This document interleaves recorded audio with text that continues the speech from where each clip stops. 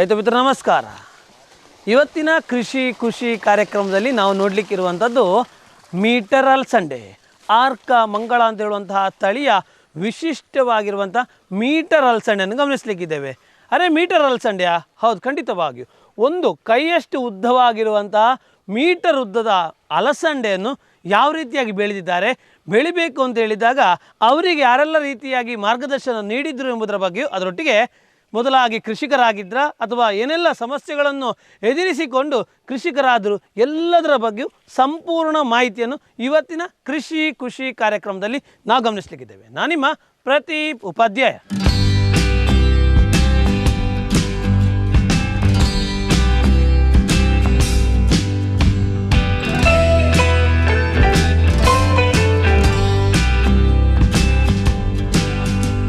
ರೈತ ಮಿತ್ರರೇ, ಕೃಷಿ ಖುಷಿ ಕಾರ್ಯಕ್ರಮಕ್ಕೆ ಸ್ವಾಗತ.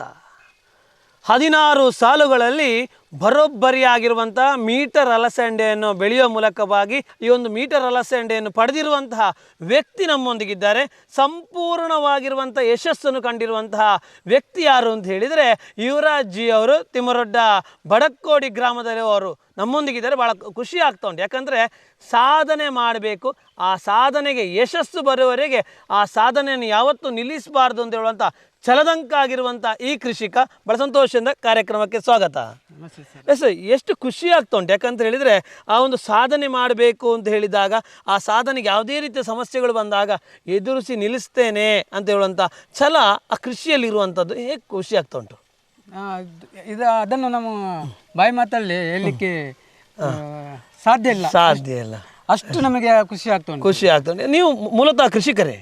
ಮೂಲತಃ ಕೃಷಿಕನೇ. ಓಕೆ. ಕೃಷಿ ಮಾಡ್ತಾ ಇದ್ರಾ ಅಥವಾ ಕೃಷಿ ಹಿಂದೆ ಇರಲಿಲ್ವಾ? ತಂದೆ ತಾಯಿ ಕೃಷಿ ಫ್ಯಾಮಿಲಿಯವರೇ ಮೊದಲಿಂದಲೇ. ಹಾಗೆ ನಾನು ಕೃಷಿಯೊಟ್ಟಿಗೆ ಕಾಲೇಜು ಎಜುಕೇಷನ್ ಮಾಡಿಕೊಂಡು ಬೇರೆ ಬೇರೆ ಕೆಲಸಗಳಲ್ಲಿ ತೊಡಗಿಕೊಂಡಿದ್ದೇನೆ. ಓಕೆ. ಏನೆಲ್ಲ ಕೆಲಸಗಳನ್ನೆಲ್ಲ ಮಾಡಿದ್ರಿ? ಸ್ಟಾರ್ಟಿಂಗ್ ನಾನು ಸೆಕೆಂಡ್ PUC ಎಜುಕೇಷನ್ ಮಾಡಿದ್ದೇನೆ. ಸಾಧಾರಣ 5ನೇ ತರಗತಿ ತನಕ ನಮ್ಮ ಊರು ಆದ ಬಡಕೋಡಿಯಲ್ಲಿ 5ನೇ ತರಗತಿ ತನಕ ಓದಿ, ಆನಂತರ ಧರ್ಮಸ್ಥಳ ಮಲೆಕುಡಿ ಆಶ್ರಮ ಶಾಲೆಯಲ್ಲಿ 7th ತನಕ 7ನೇ ತರಗತಿ ತನಕ ಅಲ್ಲಿ ಹಾಸ್ಟೆಲಲ್ಲಿ ಓದಿ, ಆನಂತರ ಹೈಸ್ಕೂಲ್ ಎಜುಕೇಷನನ್ನು ಬೆಳ್ತಂಗಡಿ ಹಾಸ್ಟೆಲಲ್ಲಿ, ಗೌರ್ಮೆಂಟ್ ಹಾಸ್ಟೆಲಲ್ಲಿ. ಅಂದರೆ ನಾವು ಜಾಯಿಂಟ್ ಫ್ಯಾಮಿಲಿ ಇದ್ದೇವೆ, ತುಂಬ ಜನ ಮನೆಯಲ್ಲಿದ್ದೆವು. ಆವಾಗ ಆರ್ಥಿಕ ಸ್ಥಿತಿಗತಿ ಭಾರಿ ಕಷ್ಟ ಇತ್ತು.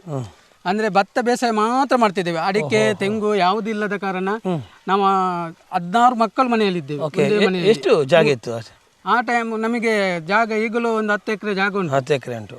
ಅದಕ್ಕೆ ಡಿವೈಡ್ ಆಗಿ ಈಗ ಒಬ್ಬೊಬ್ಬರಿಗೆ 1.5 ಎಕರೆ ತನಕ ಬಂದಿದೆ. 10 ಎಕರೆಯಲ್ಲಿ ಭತ್ತ ಮಾಡ್ತಾ ಇದ್ರೆ ಅದು ಹೇಗಿತ್ತು ಆ ಟೈಮ್ಗೆ? 10 ಎಕರೆಯಲ್ಲಿ ಸಹ ಭತ್ತ ಇತ್ತು. ಆದ್ರೂ ಸಾಕಾಗ್ತಿರ್ಲಿಲ್ಲ. ಓಕೆ. ಗೇಣಿ ಕೊಡ್ಬೇಕಾಗಿತ್ತು. ಆ ಸಂದರ್ಭದಲ್ಲಿ ಗೇಣಿಯೇ ನಮ್ಗೆ 75 ಮುಡಿಯರಿಗೆ ಗೇಣಿ ಕೊಟ್ಟು, ಅದು ಮಳೆಗಾಲದಲ್ಲಿ ಊಟಕ್ಕಿಲ್ಲ ಅಂತ ಆಗುವ ಪರಿಸ್ಥಿತಿಯಲ್ಲಿ ಇತ್ತು. ಆ ಪರಿಸ್ಥಿತಿಯನ್ನು ಅರ್ಥ ಮಾಡಿಕೊಂಡು ನಾನು ಸರ್ಕಾರದ ವತಿಯಿಂದ ವಸತಿ ಶಾಲೆಗಳಿಗೆ ಅಲ್ಲಿ ಸೇರ್ಪಡೆಯಾಗಿ ಅಲ್ಲಿಂದ ನಮ್ದು ಊಟದ ಒಂದು ಹೊಟ್ಟೆ ತುಂಬಿಸುವಂತ ಆ ಸಂದರ್ಭದಲ್ಲಿ ನಮಗೆ ಜೀವನವನ್ನು ನಡೆಸಲಿಕ್ಕೆ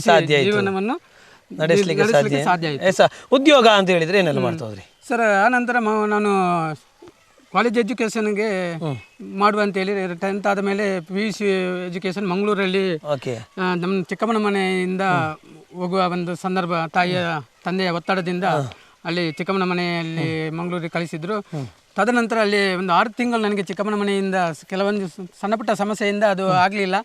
ಆನಂತರ ನಾನು ನಮ್ಮ ತೋಟಗಾರಿಕೆ ಇಲಾಖೆಯ ಕರಂಗಲ್ಪಾಡಿ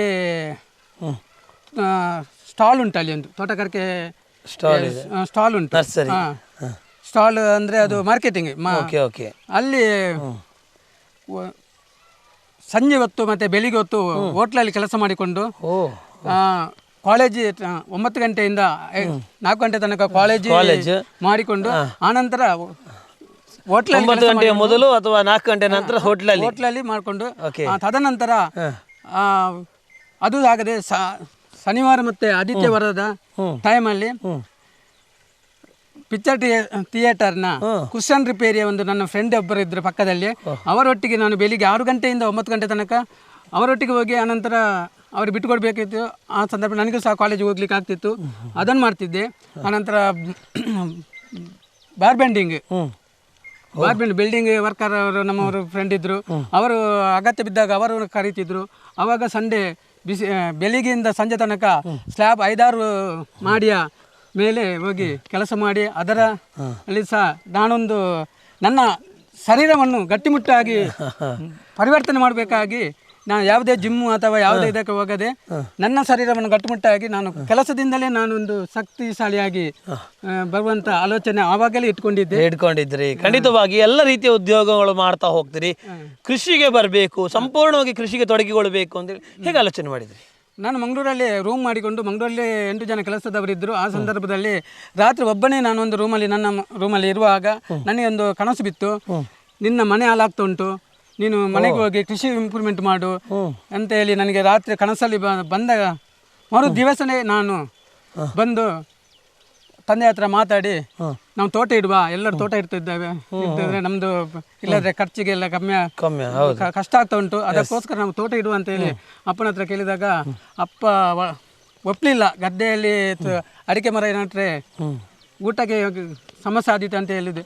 ಆದರೂ ನಾನೊಂದು ಆ ಸಂದರ್ಭದಲ್ಲಿ ಸಾಧಾರಣ ಒಂದು 48 ಸೆನ್ಸ್ ಜಾಗದಲ್ಲಿ ತಂದೆ ಇಲ್ಲದ ಸಂದರ್ಭವನ್ನು ನೋಡಿಕೊಂಡು ತಂದೆ ಬರುವ ಸಂಜೆ ಮನೆಗೆ ಬರುವ ಈ ಇದೇ ನಡುವಿನಲ್ಲಿ ನಾನು ಗುಂಡಿ ತೋಡಿ 4 ಜನ ಮಾಡಿ ಗುಂಡಿ ತೋಡಿ ಅಡಿಕೆ ಮರ ನಟ್ಟು ತಂದೆ ಹತ್ರ ಒಂದು ವಾದ ಹೇಳಿದ್ದೇನೆ, ನಮಗೆ ಭತ್ತದಿಂದ ಆಗುವ ಉತ್ಪತ್ತಿಗಿಂತ 4 ಪಟ್ಟು ನಾನು ಅಡಿಕೆ ಗಿಡ ನಟ್ಟು ಅದರ ಮಧ್ಯದಲ್ಲಿ ಮತ್ತೆ ಅಡಿಕೆ ಗುಂಡಿಯಲ್ಲಿ ಕೃಷಿಯಲ್ಲಿ ನಾನು ತರಕಾರಿಯಲ್ಲಿ ಮಾಡಿ ತೋರಿಸ್ತೇನೆ ಅಂತ ತಂದೆಗೆ ಚಾಲೆಂಜ್ ಮಾಡಿದ್ದೆ.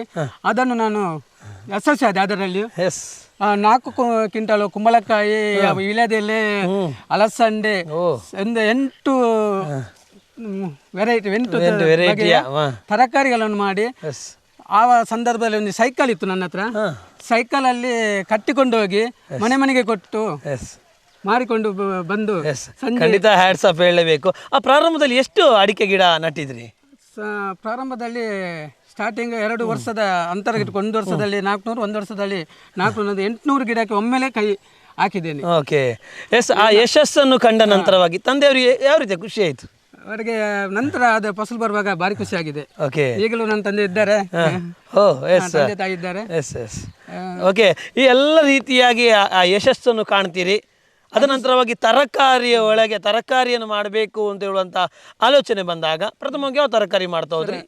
ಒಂದು ಈ ನಮಗೆ ಇದು ಕೃಷಿ ಮಾಡಬೇಕಾದ್ರೆ 800 ಗಿಡ ನಡಬೇಕಾದ್ರೆ ನಮಗೆ ಹಣದ ಅವಶ್ಯಕತೆ ಇತ್ತು. ಆದರೆ ನನಗೆ ಹಣ ಇಲ್ಲದೆ ನಾನು ಮಾಡಿದ್ದು. ನಾನಂದ್ರೆ ನನ್ನ ಹತ್ತಿರದ ಮನೆಯವರಿಗೆ ಕೆಲಸಕ್ಕೆ ಹೋಗಿ ಶ್ರಮ ವಿನಿಮಯ ಮಾಡಿಕೊಂಡು ನನ್ನ ತೋಟದಲ್ಲಿ ಕೆಲಸ ಮಾಡಿಕೊಂಡಿದ್ದೆ. ಹಣ ಕೊಡ್ಲಿಕ್ಕೆ ನನ್ನ ಹತ್ರ ಸಂಬಳ ಕೊಡ್ಲಿಕ್ಕೆ ಅವರು ನಿಮ್ಮ ಮನೆಯಲ್ಲಿ, ನೀವು ಅವರ ಮನೆಯಲ್ಲಿ ಹೋಗಿ ಆ ರೀತಿ ಒಂದು ತೋಟವನ್ನು ಮಾಡಿ ಆನಂತರ ಇದು ಅದರಲ್ಲಿ ತೋಟದಲ್ಲಿ ಯಶಸ್ವಿ ಆದೆ. ಆನಂತರ ತರಕಾರಿ ಕೃಷಿಯನ್ನೇ ಒಂದು ಉಪಕಸುಬು ಅಂತ ಇಲ್ಲಿ ಮಾಡಿಕೊಂಡು ವೀಳ್ಯದೆಲೆ, ತರಕಾರಿ, ಬಾಳೆಗೊನೆ, ಅದರೊಟ್ಟಿಗೆ ಭತ್ತ ಬೇಸಾಯ, ಇದನ್ನೆಲ್ಲ ನಿರಂತರ ಮಾಡಿಕೊಂಡು ಬರ್ತಾ ಇದ್ರಿ. ಆ ಟೈಮಲ್ಲಿ ಉದ್ಯೋಗ ಮಾಡ್ತಾ ಇದ್ರಾ? ಆ ಟೈಮಲ್ಲಿ ಉದ್ಯೋಗ ಇಲ್ಲಿ ನಾವು ಮದ್ದು ಹೊಡಿಲಿಕ್ಕೆ ಮತ್ತೆ ಅಡಿಕೆ ತೆಗಿಲಿಕ್ಕೆ ಎಲ್ಲ ಹೋಗ್ತಿದ್ದೆ. ಅದರೊಟ್ಟಿಗೆ ನಾನು ಒಂದು ನನ್ನನ್ನು ಕೆಲವರು ಕೃಷಿ ತೋಟವನ್ನು ಮೇಸರಾಗಿ ನೀನು ಮಾಡಲಿಕ್ಕೆ ಅಂತ ಹೇಳಿ ಹೇಳ್ತಿದ್ರು. ಆ ಸಂದರ್ಭದಲ್ಲಿ ಜನ ಹಾಕಿ ಅದನ್ನು ತೋಟದ ಕೆಲಸ ಸಹ ಮಾಡಿಸ್ಕೊಂಡಿದ್ರಿ. ಆರೋಗ್ಯದಲ್ಲಿ ಒಂದು ಸಮಸ್ಯೆ ಕಂಡಿತು ಅಂತ ಹೇಳುವಂಥದ್ದು ಕೇಳಿದ್ದಾರೆ. ಇವರ ಅಜ್ಜಿಯವರಿಗೆ ಆರೋಗ್ಯದ ಸಮಸ್ಯೆ ಹೇಗೆ ಕಂಡಿದ್ರು, ಹೇಗೆ ಎದುರಿಸಿ ಜಯ ಗಳಿಸಿದ್ರಿ? ಸರ್, ನಾನು ಅದೇ ಕಾಲೇಜಿಗೆ ಹೋಗ್ತಿರುವ ಸಂದರ್ಭದಲ್ಲಿ ಒಂದು ಕುಷ್ಠರೋಗಿ ಮತ್ತು ನಾನು ಒಂದು 10 ಫೀಟ್ ಡಿಸ್ಟೆನ್ಸಲ್ಲಿ ಮಲಗಬೇಕಾದ ಸ್ವಲ್ಪ ಪರಿಸ್ಥಿತಿ ಇತ್ತು. ಆ ಸಂದರ್ಭದಲ್ಲಿ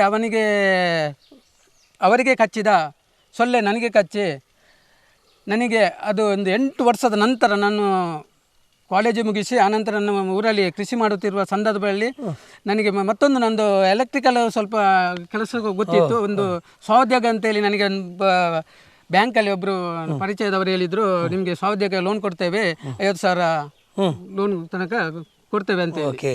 ಆವಾಗ ನಾನು 50,000 ಸಾಲ ಇಸ್ಕೊಂಡು ಜನರೇಟರ್ ಲೈಟಿಂಗ್ಸ್ ಮಾಡಿದೆ. ಅದನ್ನು ಮೇಂಟೆನೆನ್ಸ್ ಮಾಡ್ಕೊಂಡಿದ್ದೆ. ಬೇಸಿಗೆ ಟೈಮಲ್ಲಿ ಫಂಕ್ಷನ್ ಇದ್ದ ಕಾರಣ ಅದು ಮಾತ್ರ, ಬಾಕಿ ಮಳೆಗಾಲದಲ್ಲಿ ಅದೆಲ್ಲ ಇರುವುದಿಲ್ಲ. ಅದು ಇದು ತೋಟದ ಕೆಲಸವೇ ಕಂಟಿನ್ಯೂ ಆಗ್ತಿತ್ತು. ಎಸ್ ಎಸ್, ಆ ಸಮಯದಲ್ಲಿ ಈ ರೀತಿ ಸಮಸ್ಯೆ ಬಂತು. ಸಮಯದಲ್ಲಿ ನನಗೆ ಟೆಂಪದಿಂದ ಜನರೇಟರ್ ನಿಲ್ಲಿಸುವ ರಭಸದಲ್ಲಿ ನಮ್ಮ ಹುಡುಗರು ಚಾನಲನ್ನು ಸಡನ್ ಬಿಟ್ಟರು. ನಾನು ಟೆಂಪದ ಮೇಲೆ ಇದ್ದು ಕೈಗೆ ಸುತ್ತ ಹಾಕಿ ಹಗ್ಗವನ್ನು ಸುತ್ತಿ ಇಟ್ಕೊಂಡಿದ್ದೆ. ಅವ್ರು ಬಿಟ್ಟ ಕಾರಣ ನಂದು ನಮ್ಮ ಬೆರಳಿನ ಪೊಟ್ಟೆ ಅಂತ ಹೇಳ್ತಾರೆ ಇದನ್ನು. ಇದು ನಮ್ದು ಕೈಯ ಪೊಟ್ಟೆ ಇಲ್ಲಿ ಇಲ್ಲಿ ಈ ತೋಳಿನ ಇಲ್ಲಿ ಈ ಬೆರಳುಗಳ ಇದು ಅಂತ ಇಲ್ಲಿ ಇದು ನಂದು ಹಗ್ಗ ಸುತ್ತಿದ ಕಾರಣ ಇದು ನೀರಾಯಿತು. ನೀರಾಗಿ ನಂದು ಇಲ್ಲಿದ್ದ ಇದೇ ಬಳೆಯಲ್ಲ ಅಂತ ಆಯ್ತು. ಅದೇ ಸಂದರ್ಭದಲ್ಲಿ ನಾನು ಮಂಗಳೂರಲ್ಲಿ ಓದ್ತಿರುವಾಗ ನಾನು ಹೇಳಿದೆ, ಕುಷ್ಠರೋಗಿ ಒಬ್ರು ಕಚ್ಚಿದ ಪರಿಣಾಮ ಅದೇ ಸಂದರ್ಭದಲ್ಲಿ ನನ್ನ ಬಾಡಿಯಲ್ಲಿ ಆಗ್ತಿತ್ತು, ಆಗ್ತಾ ಇತ್ತು. ಇದು ಮತ್ತೆ ಅದು ಒಟ್ಟಿಗೆ ಆಗುವಾಗ ನಂದು ಒಂದು ವರ್ಷ ಒಂದು ಲೋಟನ ಚಹಾ ಕುಡಿಲಿಕ್ಕೆ ಒಂದು ಲೋಟ ಏನು ಮಾಡ್ಲಿಕ್ಕೂ ಎತ್ತಲಿಕ್ಕಾಗದ ಪರಿಸ್ಥಿತಿಯಲ್ಲಿ ಒಂದು ವರ್ಷ ಜೀವನ ಮಾಡಿದ್ದೇನೆ. ಆದ್ರೂ ಆ ಸಂದರ್ಭದಲ್ಲಿ ಛಲ ಇಟ್ಟುಕೊಂಡು ನನ್ನ ಬೇಡ, ಜೀವನವೇ ಬೇಡ ಅಂತೇಳಿ ನನ್ನ ಮಂಗಳೂರಲ್ಲಿ ನನ್ನ ಕ್ಲಾಸ್ಮೇಟ್ ಒಬ್ಬ ಇದ್ದರು, ಅವರ ತಾಯಿ ಅವರ ಮನೆಗೆ ಹೋಗಿರುವಾಗ ಅವರೊಂದು ನನಗೆ ನನ್ನ ಜೀವನವನ್ನು ಇನ್ನು ಆಯುಷ್ಯ ನನಗೆ ದೇವರು ಕೊಟ್ಟ ಆಯುಷ್ಯದ ತನಕ ಛಲದಿಂದ ಬದುಕುವಂತ ಪರಿವರ್ತನೆ ಮಾಡಿದ ಆ ಪುಣ್ಯಾತ್ಮೆ ತಾಯಿ ನನ್ನ ಫ್ರೆಂಡಿನ ಬಿಲ್ಲವಸ್ ಒಬ್ರು, ಅವರು ಗಂಡ ತೀರಿ ಚಿಕ್ಕ ಮಕ್ಕಳಿರುವಾಗ ಗಂಡ ತೀರೋದ್ರು. ಆವಾಗ 4 ಮಕ್ಕಳನ್ನು ಬೀಡಿ ಕಟ್ಟಿ ಸಾಕಿದ ಒಂದು ನಿರ್ಧಾರವನ್ನು ಅವರ ತೊಡೆ ಮೇಲೆ ಹಾಕಿಕೊಂಡು ನನ್ನ ಖಂಡಿತ ಧೈರ್ಯ ತುಂಬಿಸಿ ಈಗಲೂ ನನ್ನನ್ನು ಒಂದು ಚಾಲೆಂಜ್ ಬದುಕನ್ನು ತೋರಿಸಲಿಕ್ಕೆ ಮೂಲ ಕಾರಣವೇ ಅವರು ಅಲ್ವಾ. ಖಂಡಿತವಾಗಿ ಜೀವನವೇ ನೆಲಗೊದಿಗೆ ಬಿದ್ದಾಗ ಸಾಧನೆಯ ಸವಾಲನ್ನು ಎದುರಿಸಿಕೊಂಡು ಯಾವ ಕೃಷಿಯನ್ನು ಯಾವ ರೀತಿಯಾಗಿರುವ ಒಂದು ಉದ್ಯೋಗವನ್ನು ಮಾಡಲಿಲ್ಲ ಅಂತ ಹೇಳಿದರೆ ಸಾಧಾರಣ ಎಲ್ಲ ರೀತಿಯಾದ ಉದ್ಯೋಗಗಳನ್ನು ಎಲ್ಲ ಕೃಷಿಗಳನ್ನು ಮಾಡಿದ್ದಾರೆ. ಎಸ್, ಮೀಟರ್ ಅಲಸಂಡೆ ಅಂತೇಳಿ ಬಂದಾಗ ಮೀಟರ್ ಅಲಸಂಡೆಯನ್ನು ಮಾಡಬೇಕು ಅಂತೇಳಿ ಯಾರು ನಿಮ್ಗೆ ತಿಳಿಸಿದ್ರು, ಹೇಗೆ ಸರ್? ಅಲಸಂಡೆ ನಮ್ಮದು ಹರಿಪ್ರಸಾದ್ ಸರ್, ನಮ್ಮ ಪಂಚಾಯತಿ ಮಾಜಿ ಅಧ್ಯಕ್ಷರು, ಪ್ರಸ್ತುತ ಸದಸ್ಯರು, ಸಮಾಜ ಸೇವಕರು, ಎಲ್ಲ ಕಾರ್ಯಕ್ಷೇತ್ರದಲ್ಲೂ ಅವರು ಮುಂಚಿನಲ್ಲಿ ಇದ್ದುಕೊಂಡು ನಾವು ಹೊಸಂಗಡಿಯಲ್ಲಿ ಒಂದು ಸಲ ಭೇಟಿ ಆಗುವಾಗ ನನಗೆ ನಮ್ಮದು ಕೃಷಿ ವಿಜ್ಞಾನ ಕೇಂದ್ರ KVK ಕೃಷಿ ವಿಜ್ಞಾನ ಕೇಂದ್ರ ದಕ್ಷಿಣ ಕನ್ನಡ ಬೆಂಗಳೂರು, ಇದರ ಒಂದು ಸಭೆ ಉಂಟು, ಯುವರಾಜರೇ ನೀವು ಬನ್ನಿ, ನೀವು ಸಹ ಕೃಷಿಕರಲ್ಲ, ಒಂದು ಬನ್ನಿ ಅಂತ ಹೇಳಿ ಒಂದು ಫ್ರೆಂಡ್ಸ್ ಕ್ಲಬ್ನಲ್ಲಿ ಮೀಟಿಂಗ್ ಕರೆದಿದ್ರು. ಆ ಮೀಟಿಂಗ್ಗೆ ಭಾಗವಹಿಸಿದೆ ನಾನು, ಅವರ ಮಾರ್ಗದರ್ಶನದಿಂದ, ಅವರ ಸಹಕಾರದಿಂದ. ಆನಂತರ ಅಲ್ಲಿ ಡಾಕ್ಟರ್ ಲಕ್ಷ್ಮಿ ಮೇಡಮ್ ಅವರು ಈ ಬಗ್ಗೆ ನಮಗೆ ಮಾಹಿತಿ ಕೊಟ್ಟರು. ಇದನ್ನೆಲ್ಲ ಮನಸ್ಸಲ್ಲಿ ಇಟ್ಟುಕೊಂಡು ನಾನೊಂದು ಮಾಡೆಲ್ ಅಲಸಂಡೆ ಮಾಡಬಹುದೇ, ಸಾಧ್ಯ ಅಂತೇಳಿ ಆಲೋಚನೆ ಮಾಡಿಕೊಂಡು ಊರವರ ಸಹಕಾರದೊಂದಿಗೆ ನನ್ನ ಸಹಪಾಠಿಗಳು ನೆರೆಕರೆಯವರು, ನಮ್ಮ ಫ್ರೆಂಡ್ಸ್ ಸರ್ಕಲ್ ಅವರು ಕೆಲಸಕ್ಕೆ ಸಮಯ ವಿನಿಮಯ ಮುಖಾಂತರ ನಾವು ಧರ್ಮಸ್ಥಳ ಯೋಜನೆಯ ಪ್ರಗತಿ ಬಂಧು ತಂಡದಲ್ಲಿ ಇದ್ದೇವೆ, 5 ಜನ ಮೆಂಬರ್ ಇದ್ದೇವೆ. ಅವರನ್ನು ಸಹಕಾರದಿಂದ ಇದನ್ನೆಲ್ಲ ಒಂದು ಸ್ವಲ್ಪ ಮತ್ತೆ ಬಿಸಿಲಿನ ಸೆಕೆಗೆ ಮನುಷ್ಯರಿಂದ ಮಾಡಲು ಸಾಧ್ಯ ಇಲ್ಲ ಅಂತ ಹೇಳಿ ಗೊತ್ತಾದ ನಂತರ ಸಣ್ಣ ಇಟಾಚಿಯನ್ನು ತಂದು ಅದರಲ್ಲಿ ಟ್ರೆಂಚ್ ಹೊಡೆದು ಈ ಬಿತ್ತನೆಯನ್ನು ಸಾಲುಗಳನ್ನು ಓಣಿಗಳನ್ನು ಮಾಡಿ ಆನಂತರ ಅದರಲ್ಲಿ ಮಾಡ್ತಾ ಹೋದ್ರಿ. ಆ ಒಂದು ರಶ್ಮಿ ಮೇಡಮ್ ಅಥವಾ KVK ಅವರು ಯಾವ ರೀತಿಯಾಗಿ ನಿಮ್ಮ ಮಾರ್ಗದರ್ಶನ ನೋಡ್ತಾ ಹೋದ್ರು, ಯಾವ ರೀತಿಯ ಖುಷಿ ಆಯ್ತು ಆ ಮಾರ್ಗದರ್ಶನದಿಂದ? ಅವರು 2 ಸಲ ಬಂದು ಹೋದ್ರು ಮೇಡಮ್ ಇದಕ್ಕೆ, ಅವರಿಗೆ ತುಂಬಾ ಖುಷಿಯಾಗಿದೆ. ಇಂಥ ಕೃಷಿಕರಿಗೆ ಇನ್ನೂ ಯಾವ್ದು ನಮ್ಮ ಇಲಾಖೆಯಿಂದ ಸವಲತ್ತಿದ್ರೆ ಕೊಡುವ ಅಂತೇಳಿ ಅವರಿಗೆ ಒಂದು ಧೈರ್ಯ ತುಂಬಿ ಬಂದಿದೆ ಅವರಿಗೆ. ಹಾಗೆ ನನಗೆ ಒಂದು ಖುಷಿಯಾಗಿದೆ. ಸರ್ಕಾರದಿಂದ ವಿಜ್ಞಾನ ಕೇಂದ್ರದಿಂದ ಸಿಗುವಂತ ಅವರು ಕೊಡುವಂತ ಬೀಜವನ್ನು ನಾವು ಸಂಪೂರ್ಣವಾಗಿ ಅದು ಸರಿಯಾಗಿ ಸದ್ಬಳಕೆ ಮಾಡಿಕೊಂಡು ಅದನ್ನು ನಾನು ಜನತೆಗೆ ಪ್ರತಿಯೊಬ್ಬ ಕೃಷಿಕನಿಗೂ ಹಂಚ್ತೇನೆ. ಖುಷಿ ಆಗ್ತಾ ಉಂಟು. ಯುವರಾಜ್ ಅವರೇ, ಇಲ್ಲಿ ಅಲಸಂಡೆಯನ್ನು ಮಾಡಬೇಕು ಅಂತ ಹೇಳಿದಾಗ ಅಥವಾ ಮೀಟರ್ ಅಲಸಂಡೆಯನ್ನು ಮಾಡಬೇಕು ಅಂತ ಹೇಳಿದ್ರೆ ಭೂಮಿಯ ವ್ಯವಸ್ಥೆಯನ್ನು ಮಾಡಿಕೊಳ್ಬೇಕಾಗ್ತದೆ, ಅದೇ ರೀತಿಯಾಗಿ ಆ ಓಣಿಗಳು ಸಾಲುಗಳನ್ನು ಮಾಡ್ಕೊಳ್ಬೇಕಾಗ್ತದೆ. ಪ್ರಾರಂಭದ ಹಂತ ಹೇಗಿತ್ತು ಸರ್? ಅದು ಗದ್ದೆ ಆದ ಕಾರಣ ಈ ಗದ್ದೆಯನ್ನು ಉಳುಮೆ ಮಾಡಿಟ್ಟಿದ್ದೆ ನಾನು ಮೊದಲೇ ಉಳುಮೆ ಮಾಡಿದ್ದೆ. ಮಳೆಗಾಲದಲ್ಲಿ ಭತ್ತ ಬೇಸಾಯ ಮಾಡುವಂತೆಲ್ಲ ಆಲೋಚನೆ ಇರುವಾಗ ಭತ್ತ ನನಗೆ ಅದು ಜಲ್ಲು ಈ ನೆರಳಿದ್ದ ಕಾರಣ ಆ ಕಡೆ ತೋಟ ಇದ್ದ ಕಾರಣ ಜಲ್ಲು ಬಂದ ಕಾರಣ ನನಗೆ ಅದರಲ್ಲಿ ಲಾಭದಾಯಕ ಆಗ್ತಿರ್ಲಿಲ್ಲ. ಭತ್ತ ಬೇಡ, ನಾವು ಇದರಲ್ಲಿ ಹೈನುಗಾರಿಕೆ ಮಾಡಿದ್ದೇವೆ. ಹೈನುಗಾರಿಕೆಯಲ್ಲಿ ಸ್ವಲ್ಪ ಜಾಗದಲ್ಲಿ ಹುಲ್ಲು ನಾಟಿ ಮಾಡುವ, ಅದು ನಾಟಿ ಮಾಡುವ, ಉಳಿದ ಸ್ವಲ್ಪ ಜಾಗದಲ್ಲಿ ಕೃಷಿ ತರಕಾರಿ ಕೃಷಿ ಮಾಡುವ ಅಂತ ಹೇಳಿ ಆಲೋಚನೆ ಮಾಡಿ ವರ್ಷನೂ ಮಾಡ್ತೀರಿ ನೀವು? ಪ್ರತಿ ಕಂಟಿನ್ಯೂ.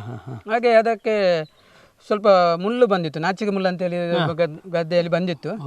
ಅದನ್ನು ಕ್ಲೀನ್ ಮಾಡಿದ್ದೇವೆ. ಕ್ಲೀನ್ ಮಾಡಿದ ನಂತರ ಅದು ಕ್ಲೀನ್ ಬಂತು, ಗದ್ದೆಯಾಗಿ ಆಯಿತು.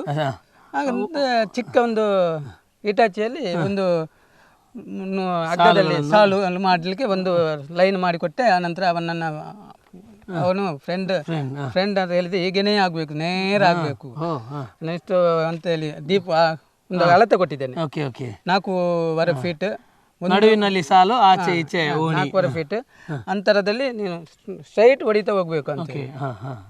ನಾನು ಆ ಸಂದರ್ಭದಲ್ಲಿ 2 ಸಾಲ ಆಗುವಾಗ ನಿಂತು, ಅನಂತರ ನನಗೆ ಬೇರೆ ಕಡೆ ಅರ್ಜೆಂಟ್ ಒಂದು ಮೀಟಿಂಗ್ ಹೋಗಿದ್ದ ಕಾರಣ ಬರುವಾಗ ಅದೇ ರೀತಿ ಅವನು ಮಾಡಿದ್ದಾನೆ. ಅದು ಖುಷಿ ಆಯ್ತು ನನಗೆ, ಹೇಳಿದಾಗೆ ಮಾಡಿದ್ದಾನೆ. ಅದೇ ನನಗೆ ನಾವು ಒಂದು ಯಾವುದೋ ಒಂದು ಕೆಲಸವನ್ನು ಮಾಡುವಾಗ ನಿಯತ್ತಲ್ಲಿ ನಾವು ಕೆಲಸ ಮಾಡಿದ್ರೆ ದೇವರೊಬ್ಬರಿದ್ದಾರೆ ಅಂತ ಖಂಡಿತ ಅಲ್ಲಿ ಹೌದು, ಖಂಡಿತವಾಗಿ ಆ ಒಂದು ದೇವರು ನಮಗೆ ಯಾವತ್ತು ಸಪೋರ್ಟ್ ಇದ್ದರೆ ಒಂದು ಒಳ್ಳೆ ರೀತಿಯ ಕೃಷಿ ಆಗಲಿಕ್ಕೆ ಸಾಧ್ಯ ಅಂತ ಹೇಳುವಂಥದ್ದು. ಇಲ್ಲಿ ಏನು ಪ್ರತಿಯೊಂದು ಮಾಡುವಂಥ ಸಂದರ್ಭಗಳಲ್ಲಿ ಆ ಒಂದು ಗಿಡಗಳು ಅಥವಾ ಸಾಲುಗಳು ಎಷ್ಟು ಪ್ರಮಾಣದಲ್ಲಿದೆ ಇದರಲ್ಲಿ? ಸರ್ 1 ಫೀಟ್ ಅಂತರದಲ್ಲಿ ಒಂದು 2 ಬೀಜವನ್ನು ಹಾಕಿದ್ದೇನೆ.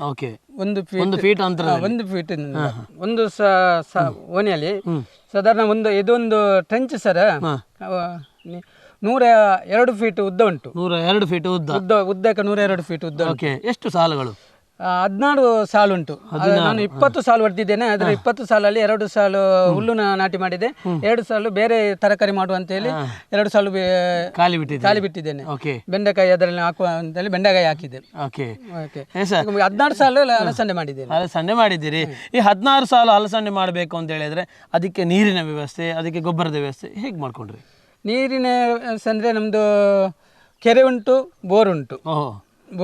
ಆ ಬೋರಿನ ನೀರನ್ನು ಬದಿಯಿಂದ ನಾನು 4 ಬದಿಯಲ್ಲಿ ನೀರು ಹೋಗುವಾಗೆ ಕಣಿ ಹೊಡೆದಿದ್ದೆ. ಆ ಕಡೆಯಿಂದ ಬಿಟ್ಟರು ಈ ಕಡೆ ಬರ್ತದೆ, ಈ ಕಡೆಯಿಂದ ಬಿಟ್ಟರೆ ಆ ಕಡೆ ಹೋಗ್ತದೆ. ಒಂದು ಕಡೆಯಿಂದ ಬಿಟ್ಟರೆ ಅದು ನೀರು ಪಸರ್ತಾ ಇದೆ, ಗದ್ದೆಗೆ ಹೋದಾಗೆ ಎಲ್ಲ ಕಡೆ ಪಸರ್ತಾ ಇರ್ತದೆ. ದಿನಕ್ಕೆ ಎಷ್ಟು ಸಲ ಕೊಡಬೇಕು? ವಾರಕ್ಕೆ 2 ಸಲ ಕೊಡುದು ಸಾಕಾಗ್ತದೆ. ವಾರಕ್ಕೆ 2 ಸಲ ಬೇಕೇ ಬೇಕು. ನೀರಿನ ವ್ಯವಸ್ಥೆ ಇದೆ, ಯಾಕಂದ್ರೆ ಈ ವರ್ಷ ದಕ್ಷಿಣ ಕನ್ನಡ ಹಿಡಿದು ಎಲ್ಲ ಕಡೆಯಲ್ಲಿಯೂ ನೀರಿನ ಕೊರತೆ ಕಾಣ್ತಾ ಇದ್ದೇವೆ. ಅತಿಯಾದ ಬಿಸಿಲಿಗೆ ನಿಮಗೆ ಸಮಸ್ಯೆ ಏನಾಗಿದೆ? ನಮಗೆ ಅಂದರೆ ಇತ್ತೀಚೆಗೆ ನಾನು 1 ತಿಂಗಳು ಸಹ ಆಗಲಿಲ್ಲ, ಪುನಃ ಒಂದು ಬೋರ್ ತೆಗೆದಿದ್ದೇನೆ. ಒಳ್ಳೆ ಸಿಕ್ಕಿದೆ. ನಾನು ಮತ್ತೆ ನನ್ನ ಫ್ರೆಂಡ್ ಒಬ್ರು, ನಮ್ಮಲ್ಲಿ ಆರ್ಥಿಕ ಸ್ಥಿತಿಗತಿ ಇಲ್ಲದ ಕಾರಣ ಅವನಿಗೂ ನನ್ನ ಫ್ರೆಂಡ್ ಪುರುಷೋತ್ತಮನವರ ತೋಟಕ್ಕೆ ಅವರು 7 ಬೋರ್ ತೆಗೆದಿದ್ದಾರೆ. ಅಲ್ಲಿ 7 ಬೋರ್ ತೆಗೆದ್ರು, ಅವರಿಗೆ ನೀರು ಸಿಗಲಿಲ್ಲ. 1,500 ಅಡಿಕೆ ಗಿಡಗಳು ಸಾಯುವ ಸ್ಥಿತಿಯಲ್ಲಿ ಇತ್ತು. ಆಗ ನಾನು ಅವನ ಹತ್ರ ಹೇಳಿದೆ, ನನ್ನ ಜಾಗದಲ್ಲಿ ತೆಗೆಯುವ, ನೀನು ನಾನು ಸೇರಿಕೊಂಡು, ನನಗೂ ಅವಶ್ಯಕತೆ ಉಂಟು ಅಂತ ಹೇಳಿ. ಅದಕ್ಕೋಸ್ಕರ ಇತ್ತೀಚೆ 1 ತಿಂಗಳು ಸಹ ಆಗಲಿಲ್ಲ, ಆಲ್ರೆಡಿ ಪೈಪ್ಲೈನ್ ಆಗಿ ಅವನಿಗೆ ನೀರು ಹೋಗ್ತಾ ಉಂಟು, ನಾನು ಸಹ ಆಗ್ತಿದ್ದೇವೆ. ಇಬ್ಬರು ನಾವು ಒಂದು ಅಣ್ಣ ತಮ್ಮಂದಿರಾಗೆ ಕಂಬೈಂಡ್ ಮಾಡಿಕೊಂಡು ನಿರಂತರ ನಮ್ಮ ಅಣ್ಣ ತಮ್ಮಂದಿರ ಬಾಂಧವ್ಯ ನಡೀತಲೇ ಇರಬೇಕನ್ನುವ ಅವನು ಕೃಷಿಯಲ್ಲಿ ಸೋಲ್ಬಾರ್ದು, ನಾವು ಕೃಷಿಯಲ್ಲಿ ಸೋಲ್ಬಾರ್ದು ಉದ್ದೇಶ ಇಟ್ಟುಕೊಂಡು ಕೈ ಹಿಡಿದು ಮುಂದುವರಿತಾ ಇದ್ದೀರಿ. ಅದರೊಟ್ಟಿಗೆ ಗೊಬ್ಬರಗಳನ್ನು ಗೊಬ್ಬರ ಅದೇ ಅವನ ಪುರುಷೋತ್ತಮ ಅವರಲ್ಲಿ ಕೋಳಿ ಗೊಬ್ಬರ ಸಾಕಣೆ ಮಾಡ್ತಾರೆ. ಅವರು ಕೋಳಿ ಸಾಕಣೆ ಮಾಡ್ತಿದ್ದಾರೆ. ಅವರ ಹತ್ರ ಕೇಳಿದಾಗ ಕೋಳಿ ಗೊಬ್ಬರ ನನಗೆ ಒಂದು 10 ಗೋಣಿ ಬೇಕಂತ ಹೇಳುವಾಗ ಸಡನ್ಲಿ 7 ಜನ ಕೊಂಡೋಗಿ ಅಂತ ಹೇಳಿದಾಗ ತಕ್ಷಣ ನಾನು ಇದಕ್ಕೆ ಏನೂ ಆಗಲಿಲ್ಲ, ಗದ್ದೆ ಆದ ಕಾರಣ ಅದರಲ್ಲಿ ಫಲವತ್ತಾದ ಮಣ್ಣು ಉಂಟು. ಪ್ರಾರಂಭದಲ್ಲಿ ಒಂದು ಸ್ವಲ್ಪ ನಮ್ಮದು ಕೋಳಿ ಗೊಬ್ಬರವನ್ನು ಗೋಣಿಗೆ ಹೋಗಿ, ಆನಂತರ ನಮ್ದು KVK ಅವರು ಕೊಟ್ಟ ಒಂದು 5 kg ಯಾವುದೋ ಒಂದು ಮೂಲ ಅವರು ಗೊಬ್ಬರ ಕೊಟ್ಟಿದ್ದಾರೆ. ಅದನ್ನು ಸ್ವಲ್ಪ ಹಾಕಿಕೊಂಡು ಅದರ ಮೇಲೆ ಅದನ್ನು ಅಕ್ತೆ ಮಾಡಿ ಇಸ್ಮುಳಿಂದ ಅಕ್ತೆ ಮಾಡಿ ಆನಂತರ ಅದಕ್ಕೆ ಬೀಜ ಹಾಕಿಕೊಂಡು ಹೋದಿರಿ.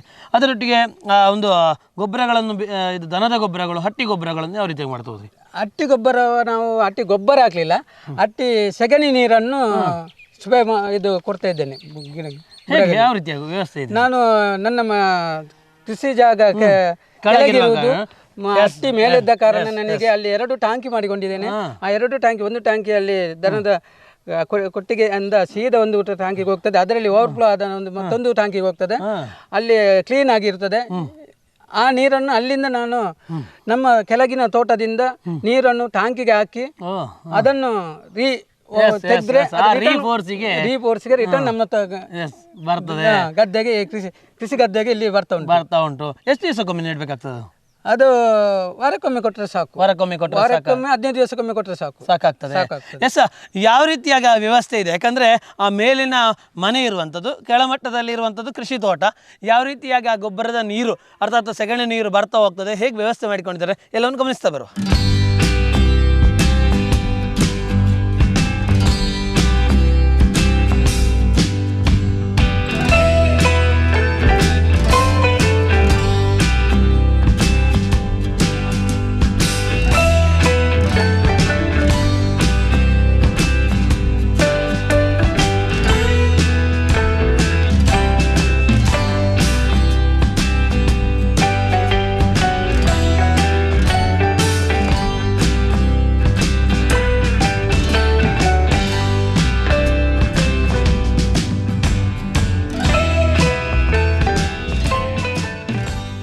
ವೀಕ್ಷಕರೇ, ಯುವರಾಜ್ ಅವರು ತಿಳಿಸ್ತಾ ಹೋದರು, ನಮ್ಮಲ್ಲಿ ಸಮಾಜ ಸೇವಕರಾಗಿ ಈ ಒಂದು ಹೊಸಂಗಡಿಯ ಪ್ರದೇಶದ ಗ್ರಾಮ ಪಂಚಾಯತಿನ ಈಗಿನ ಸದಸ್ಯರು, ಈ ಹಿಂದಿನ ಅಧ್ಯಕ್ಷರಾಗಿದ್ದವರು ನಮಗೆಲ್ಲ ರೀತಿಯಾಗಿ ಸಹಕಾರ ಮಾಡೋ ಮೂಲಕವಾಗಿ ನಮಗೆ ಬಿತ್ತನೆ ಮಾಡಲಿಕ್ಕೆ ಬೀಜಗಳನ್ನು ನೀಡ್ತಾ ಹೋಗ್ತಾರೆ. ನಮ್ಮೊಂದಿಗೆ ಶ್ರೀಯುತ ಹರಿಪ್ರಸಾದ್ ಅವರು ನಮ್ಮೊಂದಿಗಿದ್ದಾರೆ. ಈ ಒಂದು ಹೊಸಂಗಡಿ ಗ್ರಾಮ ಪಂಚಾಯತಿನ ಮಾಜಿ ಅಧ್ಯಕ್ಷರು, ಅದೇ ರೀತಿಯಾಗಿ ಈಗಿನ ಸದಸ್ಯರಿದ್ದಾರೆ. ಭಾಳ ಖುಷಿಯಾಗುವಂಥದ್ದು. ಸರ್ ನಮಸ್ಕಾರ. ಇಂತಹ ಒಂದು ಸಾಧನೆಗೆ, ಇಂತಹ ಒಂದು ರೈತರಿಗೆ ನೀಡುವಂತಹ ಸಹಕಾರಕ್ಕೆ ಹ್ಯಾಟ್ಸಪ್ ಹೇಳಲೇಬೇಕು ಸರ್. ಈ ಒಂದು ಕಲ್ಪನೆ, ಈ ಒಂದು ವ್ಯವಸ್ಥೆ ಹೇಗೆ ಆಲೋಚನೆಗೆ ಬಂತು ಸರ್? ನಮ್ಮ ಹೊಸಂಗಡಿ ಗ್ರಾಮ ಪಂಚಾಯತ್ ಈಗಾಗಲೇ ಒಂದು ಮಾದರಿ ಗ್ರಾಮ ಪಂಚಾಯತ್ ಅಂತ ಇಡೀ ರಾಜ್ಯದಲ್ಲೇ, ಕರ್ನಾಟಕದಲ್ಲಿ ಹೆಸರು ಪಡೆದಂಥ ಪಂಚಾಯತ್. ಹೇಗೆ ಸರ್? ನಮಗೆ 2005ರಲ್ಲಿ ನಿರ್ಮಲ ಪುರಸ್ಕಾರ, ಅಂದರೆ ಬಯಲು ಮಲ ವಿಸರ್ಜನೆ ಮುಕ್ತ ಗ್ರಾಮ ಪಂಚಾಯತ್ ಅಂತ ನಮಗೆ ಪ್ರೈಸ್ ಬಂದಿತ್ತು. ನಾವು 2005ರಲ್ಲಿ ಗ್ರಾಮ ಪಂಚಾಯತ್ ಮೆಂಬರ್ ಆಗಿದ್ದೆವು. ಅದರ ನಂತರ ನಾವು ಈ ಸ್ವಚ್ಛತೆಯನ್ನು ಕಾಯ್ದುಕೊಳ್ಬೇಕು ಅನ್ನೋ ದೃಷ್ಟಿಯಿಂದ ನಾವು ಮುಂದುವರಿಸಿ, ನಾವು ಪ್ಲಾಸ್ಟಿಕ್ ಅನ್ನು ನಿಯಂತ್ರಿತ ಗ್ರಾಮ ಎನ್ನುವಂತಾಗಿ ಮಾಡಿ, ಮತ್ತೆ ತ್ಯಾಜ್ಯವನ್ನು ಬೇರೆ ಬೇರೆ ವಿಂಗಡಿಸುವಂತಹ ಗ್ರಾಮವನ್ನು ಮೊದಲಾಗಿ ನಾವು ಮಾಡಿ ಅದರಲ್ಲಿ ಪರಿಪೂರ್ಣ ಸಾಧನೆ ಮಾಡಿದ ಕಾರಣ ನಮ್ಗೆ 2011ರಲ್ಲಿ ನೈರ್ಮಲ್ಯ ರತ್ನ ಪುರಸ್ಕಾರ, ಅಂದ್ರೆ ತಾಲೂಕು, ಜಿಲ್ಲೆ, ವಿಭಾಗ ಮಟ್ಟ ಮತ್ತು ರಾಜ್ಯ ಮಟ್ಟದಲ್ಲಿ ನಾವು ನಂಬರ್ 1 ಸ್ಥಾನಕ್ಕೆ ಹೋಗಿ ನೈರ್ಮಲ್ಯ ರತ್ನ ಪುರಸ್ಕಾರ ಪ್ರಶಸ್ತಿ ಬಂತು. ಇದು ನಮ್ಮ ಸ್ವಚ್ಛತೆಯಲ್ಲಿನ ಸಾಧನೆ. ಇಂತಹ ಸಾಧನೆಯನ್ನು ಇನ್ನಷ್ಟು ಮುಂದುವರಿಸಬೇಕು. ನಮಗೆ ಮುಖ್ಯವಾಗಿ ಬೇಕಾಗಿರುವಂತಹದ್ದು ಕೃಷಿಕರು. ಈ ಕೃಷಿಕರು ಇಲ್ಲಂದ್ರೆ ನಮ್ಗೆ ಏನೂ ಇಲ್ಲ, ಆಹಾರ ಇಲ್ಲ, ಇದಿಲ್ಲ. ಇದನ್ನು ಪರಿಪೂರ್ಣವಾಗಿ ಮಾಡಬೇಕು. ಇಲ್ಲಿನ ಹೆಚ್ಚಿನ ರೈತರು ಸಾಂಪ್ರದಾಯಿಕ ರೀತಿಯಿಂದ, ಹಿಂದಿನ ರೀತಿಯಿಂದ ಎಲ್ಲ ಮಾಡ್ತಿದ್ರು, ಕಷ್ಟಪಟ್ಟು ಮಾಡ್ತಾ ಇದ್ರು. ಅಂಥದ್ದನ್ನು ಇನ್ನಷ್ಟು ಪರಿಪೂರ್ಣತೆಯಿಂದ ನಾವು ಮಾಡಬೇಕು. ಅದಕ್ಕಾಗಿ ನಾನು ಕೃಷಿ ಇಲಾಖೆ, ತೋಟಗಾರಿಕೆ ಇಲಾಖೆ ಇವರಿಂದ ಬೇರೆ ಬೇರೆ ಸರ್ಕಾರ ಸವಲತ್ತು ಸಿಗ್ತಾ ಇತ್ತು. ಆದರೆ ಇಲ್ಲಿನ ನಮ್ಮ ಗ್ರಾಮ ಪಂಚಾಯತ್ ವ್ಯಾಪ್ತಿಯ ರೈತರಿಗೆ ಅಷ್ಟಾಗಿ ಗೊತ್ತಿರಲಿಲ್ಲ. ಇದನ್ನು ಪರಿಪೂರ್ಣವಾಗಿ ಅವರಿಗೆ ಮುಟ್ಟಿಸಬೇಕು ಅನ್ನೋ ದೃಷ್ಟಿಯಿಂದ ನಾವು ಅಲ್ಲಿನ ಅವರಲ್ಲಿ ನಿರಂತರ ನಾವು ಸಂಪರ್ಕ ಮಾಡಿ, ಭತ್ತ ಕೃಷಿಕರಿಗೆ ಕೃಷಿ ಇಲಾಖೆಯಿಂದ ಏನೆಲ್ಲ ಸಿಗ್ತದೆ ಸವಲತ್ತುಗಳು ಅವುಗಳನ್ನೆಲ್ಲ ಮುಟ್ಟಿಸುವಂಥದ್ದು, ಸಹಾಯಧನ ಯಾವ ಕೃಷಿಗೆ ಯಾವ ಸಹಾಯಧನ ಸಿಗ್ತದೆ ಅವುಗಳನ್ನೆಲ್ಲ ಮುಟ್ಟಿಸುವಂಥದ್ದು, ಇವುಗಳನ್ನೆಲ್ಲ ನಾವು ನಿರಂತರ ಸಂಪರ್ಕ ರೀತಿಯಿಂದ ಮಾಡ್ತಿದ್ದೇವೆ. ಅದು ಗಿಡಗಳಿರ್ಬೋದು, ಗೊಬ್ಬರಗಳಿರ್ಬೋದು, ಅಥವಾ ಹಾಕಿದ ಗೊಬ್ಬರಕ್ಕೆ ಸಹಾಯಧನ ಇರ್ಬೋದು. ಇವುಗಳನ್ನೆಲ್ಲ ಪರಿಪೂರ್ಣವಾಗಿ ಅವರಿಗೆ ಮುಟ್ಟಿಸುವಂತಹ ಕೆಲಸಗಳನ್ನು ನಾವು ನಿರಂತರವಾಗಿ ಮಾಡ್ತಾ ಇದ್ದೇವೆ. ಅದರ ಒಟ್ಟಿಗೆ ನಮಗೆ ಈ ನಮ್ಮ ಕೃಷಿ ವಿಜ್ಞಾನ ಕೇಂದ್ರ ಅದರ ಒಂದು ನಮಗೆ ಸಂಪರ್ಕ ಬೆಳೆಯಿತು. ಅವರು ಕೂಡ ಈ ತರ ಎಲ್ಲ ರೈತರಿಗೆಲ್ಲ ಕೊಡ್ತಾರೆ ಅನ್ನುವ ನಮಗೆ ಮಾಹಿತಿ ಸಿಕ್ಕಿತ್ತು. ನಾವು ಸಾಧಾರಣ ಒಂದು 2010-12ರಲ್ಲಿ ನಾವು ಅವರನ್ನು ಆವಾಗಲೇ ಮಾಡಿದ್ದೆವು. ಸಂಪರ್ಕ ಮಾಡಿ ನಮ್ಮಲ್ಲಿ ಕೂಡ ರೈತರು ಇದ್ದಾರೆ, ವೈಜ್ಞಾನಿಕ ರೀತಿಯಿಂದ ಅವರಿಗೆ ಹೇಗೆ ಕೃಷಿ ಪದ್ಧತಿಯನ್ನು ಮಾಡಬೇಕು, ಕೀಟನಾಶಕಗಳನ್ನೆಲ್ಲ ಹೇಗೆ ನಿಯಂತ್ರಣ ಮಾಡುವುದು, ಭತ್ತ ಕೃಷಿಗೆ ಇರ್ಬೋದು ಅಥವಾ ಅಡಿಕೆಗೆ ಇರ್ಬೋದು, ತೆಂಗಿಗೆ ಇರ್ಬೋದು, ಬೇರೆ ನಾನಾ ರೀತಿಯ ಬೆಳೆಗಳಿಗೆ ಯಾವ ರೀತಿಯಲ್ಲಿ ಕೃಷಿ ಪದ್ಧತಿಯನ್ನು ಅವರು ಉನ್ನತಿ ಮಾಡ್ಬೋದು ಅನ್ನೋ ದೃಷ್ಟಿಯಿಂದ ಅವರ ಹತ್ರ ಮಾತಾಡಿದಾಗ ಅವರು ತುಂಬ ಸಂತೋಷದಿಂದ ಒಪ್ಪಿ ನಮಗೆ ಇಲ್ಲಿಗೆ ಬೇಕಾದಂಥ ಮಾಹಿತಿ ಕಾರ್ಯಾಗಾರಗಳು ರೈತರಿಗೆ ನಿರಂತರ ನಮಗೆ ಮಾಡ್ತಾ ಇದ್ದಾರೆ. ನಾವು ಹಾಗೆ ಅವರಿಂದ ಅವತ್ತೇ ಸಂಪರ್ಕ ಮಾಡಿ ನಾವು ನಿರಂತರವಾಗಿ ರೈತರಿಗೆ ಈ ಬೇರೆ ಬೇರೆ ಕೃಷಿ ಪದ್ಧತಿಯ ಬಗ್ಗೆ ಮಾಹಿತಿ ಕಾರ್ಯಾಗಾರಗಳನ್ನು ಎಲ್ಲ ನಾವು ಮಾಡ್ತಾ ಇದ್ದೀವಿ. ಪ್ರಾತ್ಯಕ್ಷಿತೆ ಕಾರ್ಯಕ್ರಮ ಅವರಿದ್ರು ಕೂಡ ಅದನ್ನು ಕೂಡ ನಾವು ಭತ್ತಕ್ಕೆ ಇದಕ್ಕೆಲ್ಲ ನಾವು ಮಾಡ್ತಾ ಇದ್ದೇವೆ.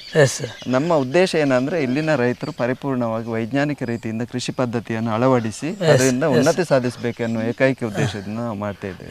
ಇದಕ್ಕೆ ರೈತರು ಯಾವ ರೀತಿಯ ಸ್ಪಂದನೆ ಕೊಟ್ಟರು ಸರ್? ಉತ್ತಮವಾಗಿ ಸ್ಪಂದನೆ ಕೊಡ್ತಾ ಇದ್ರು. ಅದಕ್ಕೆ ಒಳ್ಳೆಯ ಇನ್ವಾಲ್ವ್ಮೆಂಟ್ ಆಗಿ ಕೆಲವು ರೈತರು ಕೆಲವು ಅಷ್ಟು ಪರಿಪೂರ್ಣತೆಯಿಂದ ಮಾಡದಿದ್ರು, ಕೆಲವು ರೈತರಂತೂ ತುಂಬಾ ಅದನ್ನು ಮುತುವರ್ಜಿ ವಹಿಸಿಕೊಂಡು ಅದನ್ನು ಮಾಡ್ತಾ ಇದ್ದಾರೆ. ಈಗ ನೀವು ನಿಮ್ಮ ಗ್ರಾಮ ಪಂಚಾಯತಿಗೆ 2 ಗ್ರಾಮ ಪಂಚಾಯತ್ ಬಡಕೋಡಿ, ಅದೇ ರೀತಿಯಾಗಿ ಹೊಸಂಗಡಿ ಬರ್ತಾ ಹೋಗ್ತದೆ. ಈ 2 ಗ್ರಾಮ ಪಂಚಾಯತಿಗೆ ಕೃಷಿಯ ವ್ಯವಸ್ಥೆಯಲ್ಲಿ ಅದು ತರಕಾರಿಯ ಈ ಒಂದು ಗ್ರಾಮದಲ್ಲಿ ಖಂಡಿತವಾಗಿ ನಾವು ನೋಡುವಂಥದ್ದು ಇವರ ಪ್ರದೇಶದಲ್ಲಿ, ಯುವರಾಜ್ಯವರ ಪ್ರದೇಶದಲ್ಲಿ ಮೀಟರ್ ಅಲಸಂಡೆಯನ್ನು ಗಮನಿಸ್ತಾ ಹೋಗ್ತವೆ. ಎಲ್ಲ ಕಡೆಯಲ್ಲಿ ಅದನ್ನೇ ಕೊಟ್ಟಿರೋ ಹೇಗೆ ವ್ಯವಸ್ಥೆ ಮಾಡಿದಿರಿ? ಇದು ನಾವು ಕೃಷಿ ವಿಜ್ಞಾನ ಕೇಂದ್ರ ಸಂಪರ್ಕ ನಾವು ಸಾಧಿಸಿದ್ರಿಂದ ನಮಗೆ 2022-23ನೇ ಸಾಲಿನಲ್ಲಿ ಕೂಡ ಆವಾಗ ತೋಟಗಾರಿಕೆ ಈಗಿನ ವಿಜ್ಞಾನಿ ಇದ್ದಾರೆ ಡಾಕ್ಟರ್ ರಶ್ಮಿ, ಅವರು ನಮ್ಮನ್ನು ಸಂಪರ್ಕ ಮಾಡಿ ಈಗ ಇಲ್ಲಿ ಈ ತರಕಾರಿ ಬೆಳೆ ಪ್ರಾತ್ಯಕ್ಷತೆ ಇದೆ, ಅದು ಮುಖ್ಯವಾಗಿ ಅದಕ್ಕೆ ಇಳುವರಿ ಕೊಡುವಂತಹ ಹೀರೆಕಾಯಿ, ಹೋದ ಸಲ ಹೀರೆಕಾಯಿ ಇತ್ತು, ಹೀರೆಕಾಯಿ ಕೃಷಿ ಇದೆ, ನಂತರ ಬೆಂಡೆಕಾಯಿ ಕೃಷಿ ಇದೆ. ನೀವು 10 ರೈತರನ್ನು ಆಯ್ಕೆ ಮಾಡಿ ಅವರಿಗೆ ನಾವು ಎಲ್ಲ ಗೈಡೆನ್ಸ್ ಅದಕ್ಕೆ ಬೇಕಾದಂತ ಇದನ್ನು ಕೊಡ್ತೇವೆ. ಅದನ್ನು ಸಾವಯವ ರೀತಿಯಿಂದ ಮಾಡುವಂತ ಅದಕ್ಕೆ ಬೇಕಾದಂತ ಗೊಬ್ಬರ ಪರಿಕರಗಳನ್ನು ಕೂಡ ನಾವು ಕೀಟನಾಶಕ ಬೇಕಾದಂಥ ಪರಿಕರ ಎಲ್ಲವನ್ನು ನಾವು ಕೊಡ್ತೇವೆ, ಅವ್ರು ಮಾಡಲಿ ಅಂತ ಹೇಳಿದ್ರು. ನಮಗೆ ತುಂಬ ಸಂತೋಷ ಆಯಿತು. ನಾವು ಇಲ್ಲಿನ ಒಂದು ಕ್ಲಬ್ನಲ್ಲಿ ಫ್ರೆಂಡ್ಸ್ ಕ್ಲಬ್ ಸಭಾಭವನದಲ್ಲಿ ಅದನ್ನು ಸ್ವಲ್ಪ 20 ಜನ ರೈತರನ್ನು ಆಯೋಜಿಸಿ ಅವರಿಗೆ ಎಲ್ಲ ಇದರ ಬಗ್ಗೆ ಮಾಹಿತಿಯನ್ನು ಕೂಡ ಕೃಷಿ ವಿಜ್ಞಾನಿಗಳು ಕೊಟ್ಟರು. ಮುಖ್ಯವಾಗಿ ಡಾಕ್ಟರ್ ರಶ್ಮಿ ಅವರು, ಅದರ ಒಟ್ಟಿಗೆ ಡಾಕ್ಟರ್ ಕೇದಾರ್ನಾಥ್ ಕೀಟನಾಶಕ ವಿಜ್ಞಾನಿಗಳು, ಇವರೆಲ್ಲ ಬೇಕಷ್ಟು ಅವರಿಗೆ, ಮತ್ತೆ ಮಣ್ಣು ವಿಜ್ಞಾನಿ ಮಲ್ಲಿಕಾರ್ಜುನರವರು, ಇವರೆಲ್ಲ ರೈತರಿಗೆ ಬೇಕಷ್ಟು ಮಾಹಿತಿಗಳನ್ನು ನೀಡಿ ಅವರನ್ನು 20 ರೈತರನ್ನು ಬೇರೆ ಬೇರೆ ರೀತಿಯಿಂದ ಆಯ್ಕೆ ಮಾಡಿದರು. ಅವರು ಕೂಡ ಪರಿಪೂರ್ಣವಾಗಿ ಕೃಷಿ ಪದ್ಧತಿಯನ್ನು ಅಳವಡಿಸಿದ್ರು. ಇದರಿಂದ ಹೋದ ವರ್ಷ ಅವರು ತುಂಬಾ ಸಂತೋಷಗೊಂಡು ಈ ವರ್ಷ ಕೂಡ ನಮ್ಮನ್ನೇ ಆಯ್ಕೆ ಮಾಡಿ ಈ ಸಲ ನೀವು ಮೀಟರ್ ಅಲಸಂಡೆ ಅದಕ್ಕೆ ಇಳುವರಿ ಕೊಡುವ ಮೀಟರ್ ಅಲಸಂಡೆ ಪ್ರಾತ್ಯಕ್ಷಿತೆ ಕಾರ್ಯಕ್ರಮವನ್ನು ಮಾಡಿ, ಇನ್ನೊಂದು ಬೆಂಡೆಕಾಯಿ ಅದಕ್ಕೆ ಇಳುವರಿ ಕೊಡುವ ಬೆಂಡೆಕಾಯಿ ಕೃಷಿಯನ್ನು ಕೂಡ ತಾವು ಮಾಡಬೇಕು ಅಂತ ವಿನಂತಿಸ ನಾವು ತುಂಬಾ ಸಂತೋಷಪಟ್ಟು ಈ ಸಲ ಕೂಡ ನಾವು ಅಲ್ಲೇ ಕೃಷಿಕರನ್ನು ಬೇರೆ ಬೇರೆ ಕೃಷಿಕರನ್ನು ಈ ಸಲ ಕೂಡ ಆಯೋಜಿಸಿ ನಾವು ಈ ಕಾರ್ಯಕ್ರಮಗಳನ್ನು ಮಾಡಿದ್ದೇವೆ. ಲಾಸ್ಟ್ ಇಯರ್ಗಿಂತ ಹೆಚ್ಚು ಕೃಷಿಕರನ್ನು ಬಂದಿದ್ರ? ಅಲ್ಲ, ನಾವು ಈ ಸಲ ಏನ್ ಮಾಡಿದ್ದೇವೆ ಅಂದ್ರೆ ಹೊಸಂಗಡಿ ಗ್ರಾಮಕ್ಕೆ ಬೆಂಡೆಕಾಯಿ ಕೃಷಿಕರನ್ನು ಮತ್ತೆ ಬಡಕೋಡಿ ಗ್ರಾಮಕ್ಕೆ ನಾವು ಮೀಟರ್ ಅಲಸಂಡೆ ಕೃಷಿಕರನ್ನು 10 ಜನರನ್ನು ಆಯ್ಕೆ ಮಾಡಿದ್ದೀರಿ. ಇಳುವರಿ ಯಾವ ರೀತಿಯಾಗಿ ಬಂದಿದೆ ಸರ್? ಈಗ ನಮ್ಮ ಈ ಒಂದು ಯುವರಾಜ್ಯವರ ಪ್ರದೇಶದಲ್ಲಿ ನಾವು ಕಾಣ್ತಾ ಇದ್ದೇವೆ ಅದ್ಭುತವಾಗಿ ಬಂದಿರುವಂಥದ್ದು. ಬೇರೆ ಎಲ್ಲ ಕಡೆಯಲ್ಲಿ ಹೇಗೆ ಬಂದಿತ್ತು ಸರ್? ಯಾಕಂದ್ರೆ ನೀವೆಲ್ಲ ಕಡೆಯಲ್ಲಿ ಓಡಾಡಿದವರು. ಖಂಡಿತ ಬಾಕಿಯವರು ಕೂಡ ಯುವರಾಜರಷ್ಟು ಮಾಡದಿದ್ರು ಕೂಡ ಅವರು ಕೂಡ ಒಳ್ಳೆಯ ವಿಧಾನದಿಂದ ಒಂದು ಮಾಡಿದ್ದಾರೆ. ಅಲಸಂಡೆ ಕೃಷಿ ಇದನ್ನೆಲ್ಲ ಎಲ್ಲರೂ ಕೂಡ ಮಾಡಿದ್ದಾರೆ. ಆದ್ರೆ ಯುವರಾಜರು ಮಾತ್ರ ಪರಿಪೂರ್ಣವಾಗಿ, ಯಾಕಂದ್ರೆ ಯುವರಾಜರ ಹಿನ್ನೆಲೆನೇ ಹಾಗೆ ಇದೆ. ಅವರ ಒಂದು ಕುಟುಂಬವೇ ಅನಾದಿ ಕಾಲದಿಂದಲೂ ಸಾಂಪ್ರದಾಯಿಕ ಕೃಷಿ ಪದ್ಧತಿ, ಎಲ್ಲ ಮಿಶ್ರ ಬೆಳೆಯ ಕೃಷಿ ಪದ್ಧತಿ, ಅದರಲ್ಲೇ ಮಣ್ಣಿನಲ್ಲೇ ಅವರು ಜೀವನವನ್ನು ಹೇಗೆ ಉನ್ನತಿ ಪಡ್ತಾ ಇದ್ದವರು, ಮಣ್ಣಿನ ಮಕ್ಕಳೇ ಅವರು. ಅಂದ್ರೆ ಅದರಲ್ಲೇ ಅವರು ಉನ್ನತಿ ಸಾಧಿಸಿದವರು. ನಾನು ಅದಕ್ಕಾಗಿ ಅವರು ಯಾವಾಗ್ಲೂ ಸಿಕ್ಕಿದಾಗ ಕೃಷಿಯ ಬಗ್ಗೆನೇ ಯುವರಾಜರು ಯಾವಾಗ್ಲೂ ಹೇಳ್ತಿದ್ರು, ಆ ತರ ಮಾಡ್ಬೇಕು, ಈ ತರ ಮಾಡ್ಬೇಕು, ಮತ್ತೆ ಗೈಡೆನ್ಸ್ ಕೊಡುದು, ನಮ್ಗೆ ಕೂಡ ಸಲಹೆ ಕೊಡ್ತಿದ್ರು, ಈ ತರ ಮಾಡಿದ್ರೆ ಹೀಗೆ ಒಳ್ಳೇದು ಅಂತ. ನನಗೆ ತುಂಬ ಸಂತೋಷ ಆಗ್ತಿತ್ತು. ಮತ್ತು ಅವರು ಬೇರೆ ಬೇರೆ ನಾನು ನೋಡ್ತಾ ಇದ್ದೆ, ಅವರು ಸ್ವಲ್ಪ ಮೇಸ್ತ್ರಿ ಕೆಲಸ ಮಾಡಿ ಬೇರೆ ಬೇರೆ ಕಡೆ ಅಲ್ಲಿ ಕೂಡ ಅವರು ಮಾಡಿದಲ್ಲಿ ಕೂಡ ಪರಿಪೂರ್ಣವಾಗಿ ಈ ಕೃಷಿಯ ಅಲ್ಲಿಯ ಭೂಮಾಲಕರಿಗೆ ಸಂತೋಷ ಪಡುವಾಗಿ ಮಾಡ್ತಿದ್ರು. ಇದನ್ನು ನೀವೇ ಒಂದು ಮಾಡಿ ಅಂತ ವಿನಂತಿಸಿ ಅವರನ್ನು ಕರೆದಾಗ ತುಂಬಾ ಸಂತೋಷದಿಂದ ಒಪ್ಪಿ ಈ ರೀತಿಯಾಗಿ ಮಾಡಿದ್ದಾರೆ. ಸರ್, ನಮ್ಮ ಹೊಸಂಗಡಿ ಗ್ರಾಮ ಪಂಚಾಯಿತಿ ಈ ರೀತಿಯಾದಂಥ ಸಾಧನೆಯನ್ನು ಮಾಡಲಿಕ್ಕೆ ಮುನ್ನುಗ್ಗಿ ಬಂದಿದ್ದು ಹರಿಪ್ರಸಾದ್ ಅವರು ಕಾರಣಕರ್ತರಾದರು. ನಮ್ಮ ದಕ್ಷಿಣ ಕನ್ನಡದಲ್ಲಿ ಅದೆಷ್ಟೋ ರೀತಿಯಾಗಿ ಗ್ರಾಮ ಪಂಚಾಯಿತಿಗಳುಂಟು. ಆ ಗ್ರಾಮ ಪಂಚಾಯಿತಿಗೆ ಕೃಷಿಕರಿಗೆ ಈ ರೀತಿಯಾಗಿ ಮಾರ್ಗದರ್ಶನ ನೀಡಿ ಖಂಡಿತವಾಗಿ ಬದಲಾವಣೆ ಆಗ್ತದೆ ಅಂತೇಳಿ ಹೇಗೆ ತಿಳಿಸ್ತೀರಿ? ಖಂಡಿತ ಇಂಥ ಕಾರ್ಯಕ್ರಮಗಳು ಬೇಕಷ್ಟು ನಮ್ಮ ಕೃಷಿ ವಿಜ್ಞಾನ ಕೇಂದ್ರದಲ್ಲಿ ಇದೆ. ಇದನ್ನು ಆದಷ್ಟು ಬಳಸಿಕೊಳ್ಳುವುದು ನಮ್ಮಂಥ ಕರ್ತವ್ಯ. ಅಂದರೆ ಜನಪ್ರತಿನಿಧಿಗಳು ಯಾವ ರೀತಿಯಾಗಿ ಜನಪ್ರತಿನಿಧಿಗಳು ಖಂಡಿತ ಅವರಿಂದ ಸಂಪರ್ಕಿಸಿದಾಗ ವಿಜ್ಞಾನಿಗಳು ಅದಕ್ಕೆ ಒತ್ತು ನೀಡ್ತಾರೆ. ಅಂದರೆ ಅವರನ್ನು ಸಂಪರ್ಕ ಮಾಡಬೇಕು, ನಮಗೂ ಕೂಡ ಉಮೇದು ಇರಬೇಕು. ಜನಪ್ರತಿನಿಧಿಗಳು ಕೂಡ ರೈತರಿಗೆ ಏನಾದರೂ ಕೊಡ್ಬೇಕನ್ನುವಂಥ ಉಮೇದು ಅವರಿಗೆ ಕೂಡ ಇರಬೇಕು.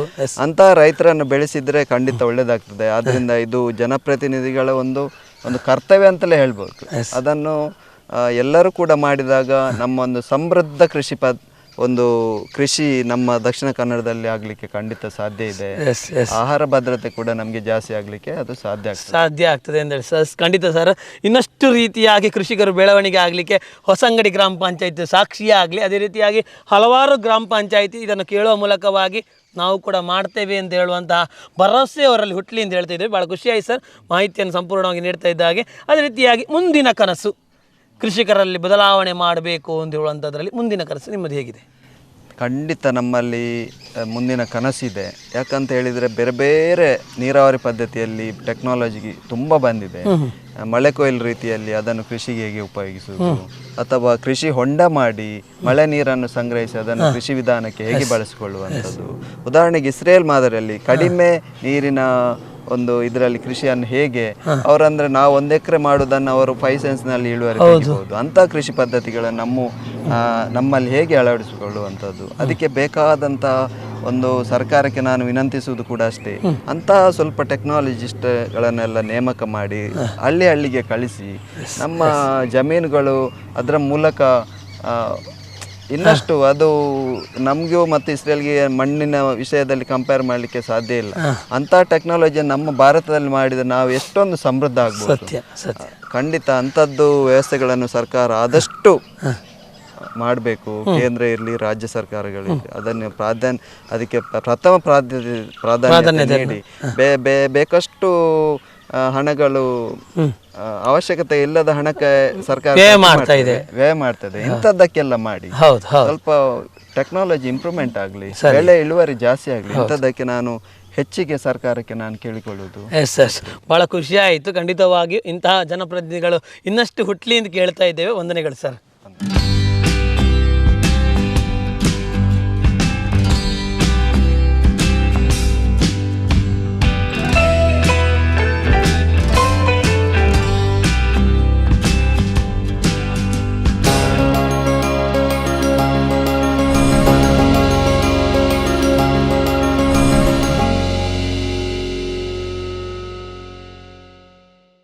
ರೈತ ಮಿತ್ರರೇ, ವಿರಾಮದ ಬಳಿಕ ಕೃಷಿ ಖುಷಿ ಕಾರ್ಯಕ್ರಮಕ್ಕೆ ಸ್ವಾಗತ. ಮೀಟರ್ ಅಲಸಂಡೆ, ಆರ್ಕ ಮಂಗಳ ತಳಿಯ ಮೀಟರ್ ಅಲಸಂಡೆಯ ಬಗ್ಗೆ ಯಾವ ರೀತಿಯಾಗಿ ನೀರು ಕೊಡ್ತಾರೆ, ಯಾವ ರೀತಿಯಾಗಿ ಗೊಬ್ಬರ ಕೊಡ್ತಾರೆ, ಏನೆಲ್ಲ ಕಷ್ಟಪಟ್ಟಿದ್ದಾರೆ, ಕಷ್ಟದಿಂದ ಮೆಟ್ಟಿ ನಿಂತುಕೊಂಡು ಹೇಗೆ ಜಯಗಳಿಸಿದ್ರು ಎಂಬುದನ್ನು ಗಮನಿಸ್ತಾ ಬಂದ್ರಿ. ಆ ಮೀಟರ್ ಅಲಸಂಡೆಗೆ ಯಾವ ರೀತಿಯಾಗಿ ರೋಗಗಳು ಯಾವ ರೀತಿಯಾಗಿ ಬಾಧಿಸಿದೆ, ಪ್ರಾಣಿಗಳು ಅದೇ ರೀತಿಯಾಗಿ ಪಕ್ಷಿಗಳದ್ದು ಯಾವ ರೀತಿಯಾಗಿ ಉಪಟಳಗಳಿದೆ ಎಂಬುದ್ರ ಬಗ್ಗೆ, ಅದರೊಟ್ಟಿಗೆ ಪ್ರಧಾನವಾಗಿರುವಂಥ ಆದಾಯ, ಅದರೊಟ್ಟಿಗೆ ಖರ್ಚು ಹೇಗಿದೆ ಎಲ್ಲದರ ಬಗ್ಗೆ ಗಮನಿಸ್ತಾ ಬರುವ.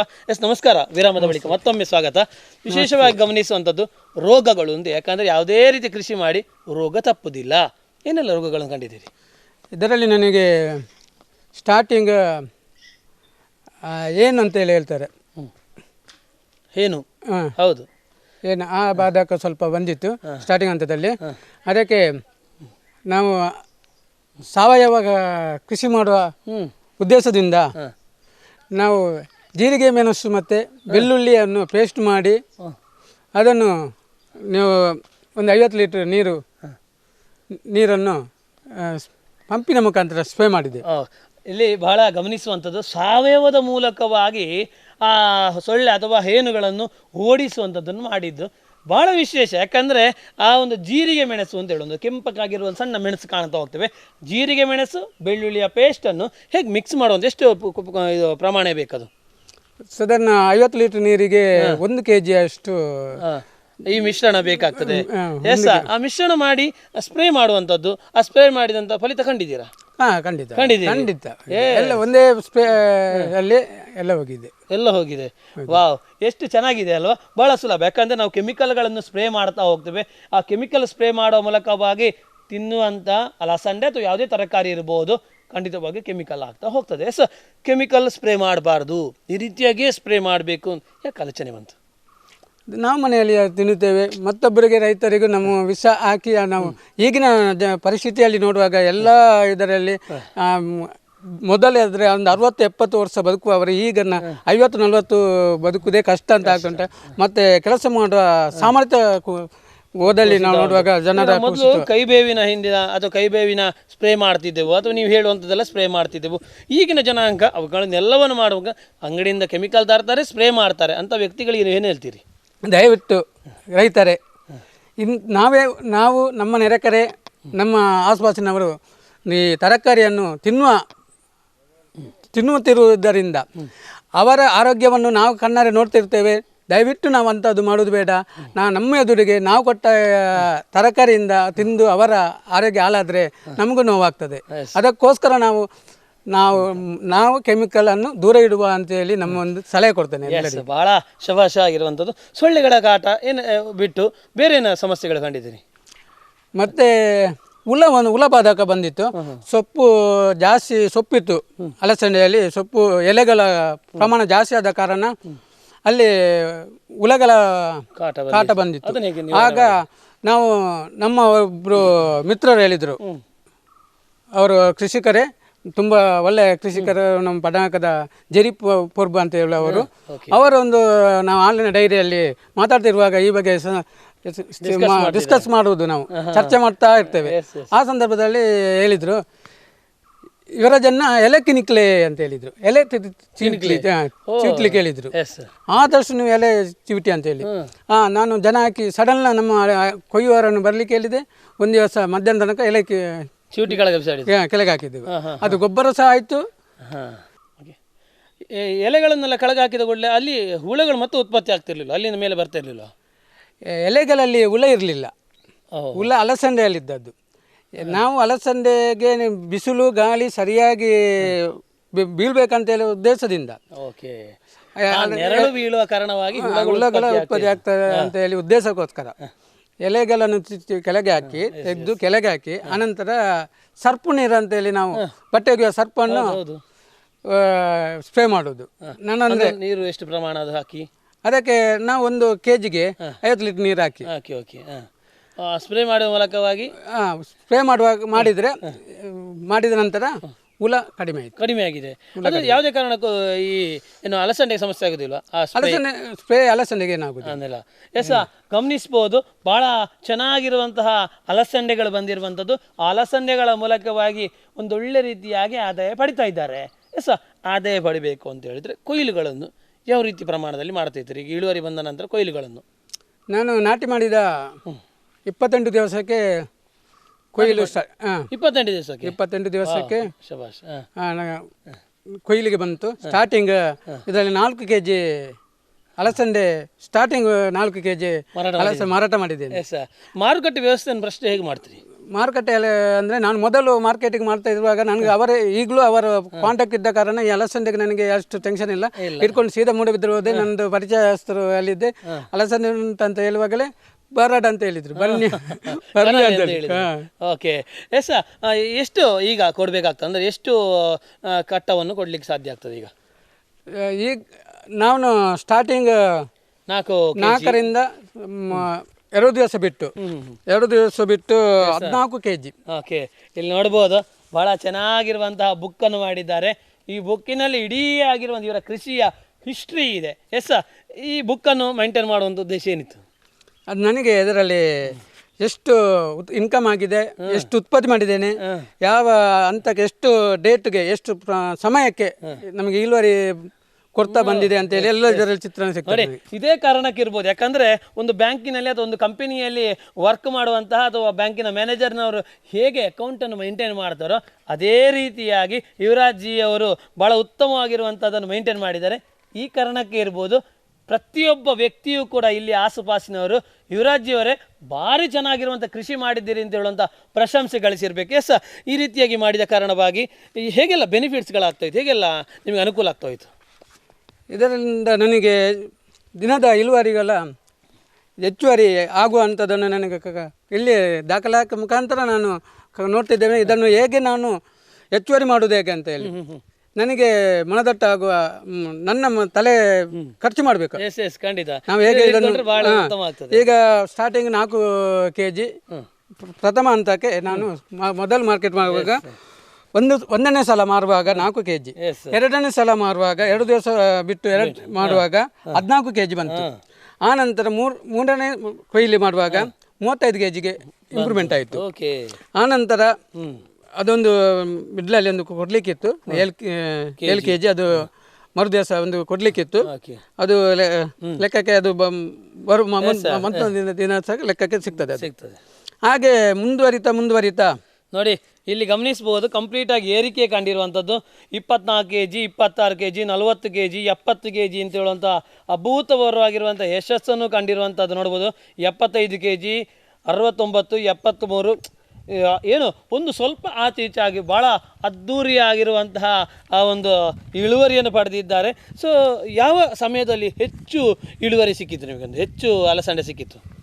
ನನಗೆ ಹೆಚ್ಚು ಇರುವಾಗ ಮಾರ್ಕೆಟ್ನ ಅಲ್ಲಿ ಮಾರ್ಕೆಟಿಗೆ ನಾವು ಲೇಟಾಗಿ ಹೋಗುವ ಕಾರಣ ನನಗೆ 2 ದಿವಸಕ್ಕೊಮ್ಮೆ 80 kg 90 kg ಆಗ್ತಿತ್ತು. ಅದನ್ನು ಕೊಯ್ದು ಮೇಂಟೈನ್ ಮಾರ್ಕೆಟ್ ಮುಟ್ಟುವಾಗ 12:30 ಮಧ್ಯಾಹ್ನ 12:30 ಆಗ್ತಿತ್ತು. ಲೇಟ್ ಆದರೆ ಅಂಗಡಿಯವರಿಗೆ ಗ್ರಾಹಕಿ ತಪ್ಪಿ ಹೋಗ್ತದೆ ಅಂತ ಹೇಳಿ, ಇಲ್ಲದ್ರೆ ಮತ್ತೊಂದು ನಮ್ಮ ಅಲಸಂಡೆಯನ್ನೇ ಹುಡುಕಿಕೊಂಡು ಬರ್ತಿದ್ರು. ನಮ್ಮ ಅಲಸಂಡೆಯನ್ನು ಹುಡುಕಿಕೊಂಡು ಬಂದದ ಏನಿರ್ಬೋದು ಟೇಸ್ಟ್, ಏನಿರ್ಬೋದು ಸ್ಪೆಷಲ್? ಒಳ್ಳೆ ಅರ್ಕಮಂಗಲ ತಳಿ ಒಳ್ಳೆ ರುಚಿಕರ ಉಂಟು. ಮತ್ತೆ ಅದು ನೀಟಾಗಿ ಚಂದವಾಗಿ ನೋಡುವಾಗಲೇ ಅದು ಚಂದ ಕಾಣ್ತದೆ. ಎಸ್ ರೈತ ಮಿತ್ರರು ಗಮನಿಸ್ತಾ ಇದ್ರಿ, ಬಹಳ ಚೆನ್ನಾಗಿರುವಂತಹ ಅಲಸಂಡೆಯನ್ನು ನೋಡ್ತಾ ಇದ್ದೀರಿ. ಎಷ್ಟು ಉದ್ದಗಾಗಿರುವಂಥದ್ದು, ಕೈಯುದ್ದವಾಗಿರುವಂತಹ ಅಲಸಂಡೆ ನೀವು ಗಮನಿಸ್ತಾ ಇದ್ದೀರಿ. ಎಷ್ಟು ನೀಟಾಗಿದೆ, ಎಲ್ಲಿಯೂ ಕೂಡ ಚುಕ್ಕಿಗಳಿಲ್ಲ, ಎಲ್ಲಿಯೂ ಕೂಡ ಹಾಳಿಲ್ಲ, ಭಾಳ ನೀಟಾಗಿರುವಂಥ ಅಲಸಂಡೆಯನ್ನು ನೀವು ಗಮನಿಸ್ತಾ ಇದ್ದೀರಿ. ಎಸ್, ಇದು ಈ ರೀತಿ ಎಲ್ಲ ಮಾಡ್ತಾ ಇದ್ದಾಗೆ ಆದಾಯದ ರುಚಿ ಹೇಗೆ ಹಿಡಿಯಿತು ನಿಮಗೆ? ಹೇಗೆ ಆದಾಯಗಳು ಬರ್ತಾಯಿತ್ತು? ಆದಾಯ ನನಗೆ, ನಾನು ಆಲ್ರೆಡಿ ಒಂದು ದಿವಸಕ್ಕೆ ಈ ಅಡಿಕೆ ಕೊಯ್ಯುವ ಟೈಮು, ಮದ್ದು ಹೊಡೆಯುವ ಕೆಲಸ, ಕಠಿಣವಾದ ಕೆಲಸವನ್ನು ಮಾಡಿಕೊಂಡು ಅತ್ಯುತ್ತಮ ಸಂಬಳವನ್ನು ಗಿಟ್ಟಿಸುವಂಥ ಛಲ ನನಗೆ ಮೊದಲಿಂದಲೇ ಇತ್ತು. ಅದೇ ಇನ್ಕಮನ್ನು ನಾನು ಇದರಲ್ಲಿ ಭರಿಸಬೇಕು. ಈ ಟೈಮಿಗೆ ಕೊಯ್ಲು ಮುಗಿತಾ ಬಂತು, ಅಡಿಕೆ ಕೊಯ್ಲು ಮುಗಿತಾ ಬಂದ ಕಾರಣ ಮುಗಿಯುವ ಸಂದರ್ಭದಲ್ಲೇ ನಾವು ಬೀಜ ಹಾಕಿ ನನಗೆ ಅಲ್ಲಿ ನಾನು ವಾರಕ್ಕೆ 4 ಸಲ ಅಡಿಕೆ ಕೊಯ್ಲಿಕ್ಕೆ ಹೋಗ್ತಿದ್ದೆ. ಆಗ ನನಗೆ ಮನೆ ಮೇಂಟೆನೆನ್ಸ್ ಮಾಡಲಿಕ್ಕೆ ಅದರ ಸಾಧ್ಯ ಆಗ್ತಿತ್ತು. ಅದನ್ನೇ ನಾವು ಆಲೋಚನೆ ಮಾಡಿಕೊಂಡು ನಾನು 2 ದಿವಸಕ್ಕೊಮ್ಮೆ ನಾನು 2,000 ರೂಪಾಯಿದು ಅಲಸಂದೆ ಮಾರಿದರೆ ನನಗೆ ನನ್ನ ಫ್ಯಾಮಿಲಿ ಮೇಂಟೆನೆನ್ಸ್ ಮಾಡಬಹುದು, ಸಾಧ್ಯ ಆಗಬಹುದು. ಎಷ್ಟಿದೆ ಕೆಜಿಗೆ ಈಗ ನಿಮ್ಮ ಕೈಯಿಂದ ತಗೊಳ್ಳುವಾಗ? ನಮ್ಮ ಕೆಜಿಯಿಂದ ಕೆಜಿಗೆ 60 ರೂಪಾಯಿ ತನಕ ತೆಗೆದುಕೊಳ್ತಾರೆ. 50ರಿಂದ 60. ಅಂಗಡಿಯವರು ಹೋಲ್ಸೇಲ್ ಅಂಗಡಿಗೆ ನಾವು ಡೈಲಿ ಹಾಕುವವರೆಗೆ 50 ರೂಪಾಯಿ.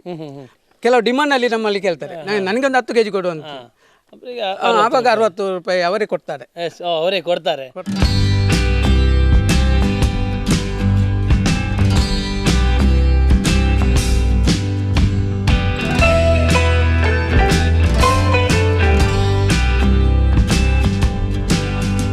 ಯುವರಾಜ್ ಜಿ ಅವರ ತಂದೆ ಆಗಿರುವಂತಹ ಅಣ್ಣಿ ಮಲೆಕುಡಿ ಅವರು ನಮ್ಮೊಂದಿಗಿದ್ದಾರೆ. ನಮಸ್ಕಾರ.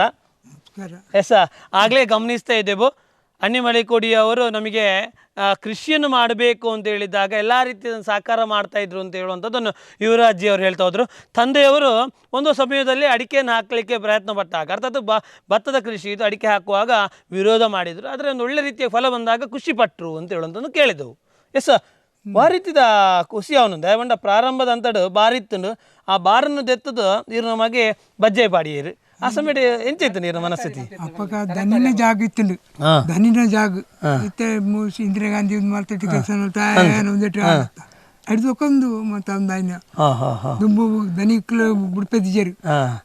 ಈಗ ಯಾವ ರೀತಿ ಓ ಮಾತಾ ಕೃಷಿ ಜೋಕ್ಲು ಮಲ್ತೊಂಡು ಆ ರೀತಿದ ಖುಷಿ ಅವನನ್ನು ಅವ ಖುಷಿ ಆಪಣ ಪೂರ ಎಲ್ಲ ಖುಷಿ ಆಪಣ ಮಾತಾಡಲ್ಲ ಅವರಿ ಐಟು ಬೆನ್ಪೆ ಕುಟುಂಬ ಕೃಷಿ ಮಲ್ಪೆ ಅವರಿ ಮೇಸ್ತ್ರಿ ಕೆಲಸ ಅಂತಂದಿತ್ತೆ ಎಲ್ಲ ಮಾತಾಡಲ್ಲ ಮಲ್ತೊಂಡು ಅಕ್ಲ ಬೇಲೆ ಒಂದು ಎಸ್ ಈರು ಇತ್ತದ ಈ ಒಂದು ಪ್ರಾಯದಡಿ ಏತು ವರ್ಷ ಅಂಡಿ ಏತು ಎಂಚವಲ್ಲರ ಇರು ಏನು ಎಂಟು ಹುಷಾರಿಲ್ಲ ಸದ್ದ ಕುಲ್ಲುಜಿ ಬಗೆಲ್ ಬಂಜಿಗಲ್ಗೆಲ್ಲ ಏತು ವರ್ಷ ಅಣ್ಣ ಅಂದಾಜಿ ಏನಲ್ಲ ಏತು ವರ್ಷ ಅಂಡು ವರ್ಷದ ಅವು ಕರೆಕ್ಟ್ ಅಪ್ಪ ದುಂಬುದಾಕಲು ಮತ್ತು ಬರೆದಿತ್ತಿಗೆ ಎಂಟು ವರ್ಷ ಗರಿಂಡು ಎಸ ಎಷ್ಟು ಗಟ್ಟಿಮುಟ್ಟಾಗಿದ್ದಾರೆ ಅಂತೇಳಿ. ಯಾಕಂದರೆ ಈಗಲೂ ಕೂಡ ಒಂದೊಳ್ಳೆ ಗಟ್ಟಿಮುಟ್ಟಿದ್ದ ಕಾರಣ ಇಷ್ಟೇ. ಯಾಕೆಂದರೆ ಜೀವನವನ್ನು ಸಂಪೂರ್ಣವಾಗಿ ಕೃಷಿಯಲ್ಲಿ ದುಡಿಮೆ ಮಾಡಿದ ಕಾರಣವಾಗಿ ಗಟ್ಟಿಮುಟ್ಟಿನ ಶರೀರವನ್ನು ಇಟ್ಕೊಂಡಿದ್ದಾರೆ. ಎಸ ಈ ಎಲ್ಲ ರೀತಿಯಾಗಿ ಗಮನಿಸುವಾಗ ಕೃಷಿ ಪಂಪಿನವು ಒಂಜಿ ಮನುಷ್ಯಾಗ ಏತು ಬೋಡ್ತನವೇ ಕೃಷಿ ಇಜ್ಜಿಂಡ ಬುಕ್ಕ ಒಂದು ಬೋಟ್ ಓಟ್ರ ಸಾವುಲ್ ಬೋದು ಬೇಲ ಅಲ್ಪಣ ಅವು ಮತ್ತು ಸುಖಜ್ಜಿ ಅಂಚ ಭಾಳ ಖುಷಿ ಆಗ್ತದೆ. ಮಾತು ಕಡಿಮೆ ಆಡುವಂಥ, ಯಾಕಂದರೆ ಪ್ರಾಯ ಆಯಿತು, ಪ್ರಾಯ ಆದಾಗ ಮಾತು ಕಡಿಮೆ ಆಡುವಂಥದ್ದು ಸಹಜವಾಗಿರುವಂಥದ್ದು. ಅಂಡಲ ಮಸ್ತ್ ಖುಷಿ ಆವಂಡು ದಯವಂಡ ಈರು ಮಂತಿನ ತೋಟಡು ಇರ್ನ ಜೋಕ್ಲು ನಾ ತೆಡ್ಡೆ ರೀತಿಡು ಆಯ್ನ ಅಭಿವೃದ್ಧಿ ಮಂತದ್ದು ಶೋಕಡು 10 ಜನ ಪುಗರ್ ಲೆಕ್ಕ ಮಲ್ತದೇರು ಆಯ್ನ ಖಂಡಿತವಾದ ಈರ ಇನ್ನ ಪ್ರೀತಿ ಈರ್ನವರ ಕೃಷಿನ ಜೋಕ್ಲು ಬಂಡೇರು ಅಥವಾ ಈರ್ನ ಊರದ ಗ್ರಾಮ ಪಂಚಾಯತ್ ಸದಸ್ಯರೆಲ್ಲ ಬಂಡೇರು ಖುಷಿ ಆ್ಯಂಡ್ ವಂದನೆಗಳು.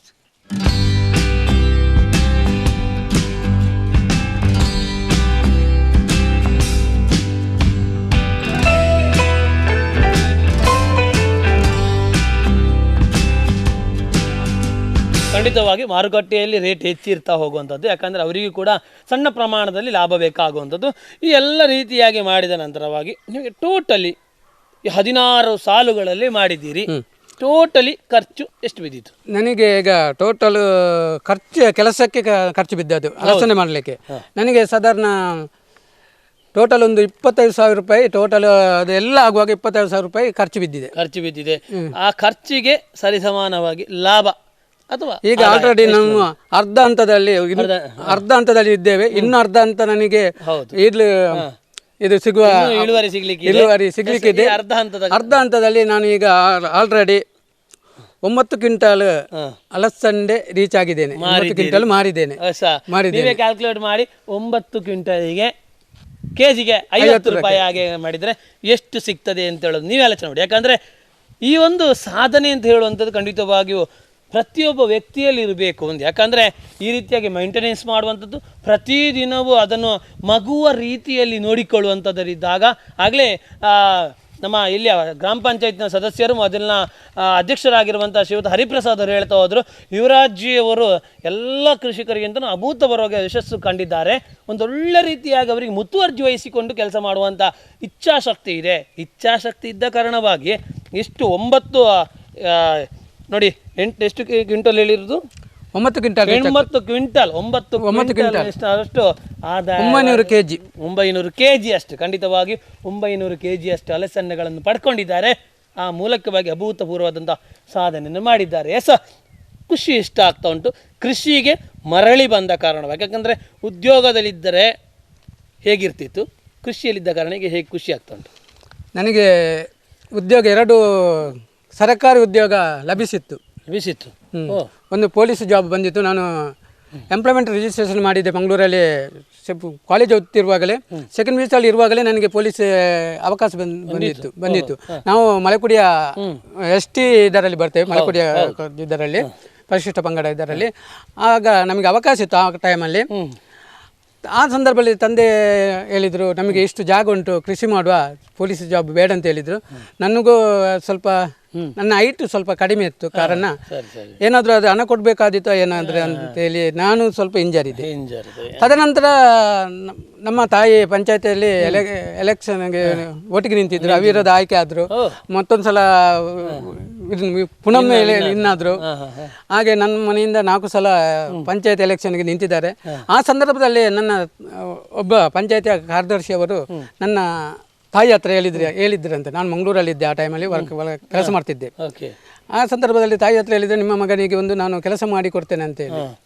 ಆವಾಗ ಅವರು ಬೆಂಗಳೂರಿಗೆ ಹೋಗಿ ಅವರ ಎಲ್ಲ ಮಾತಾಡಿ ಪಂಚಾಯತಿ ಒಂದು ಕ್ಲಾರ್ಕ್ ಪೋಸ್ಟು ನೇರ ಸೆಲೆಕ್ಷನ್ ಮಾಡಿದ್ರು.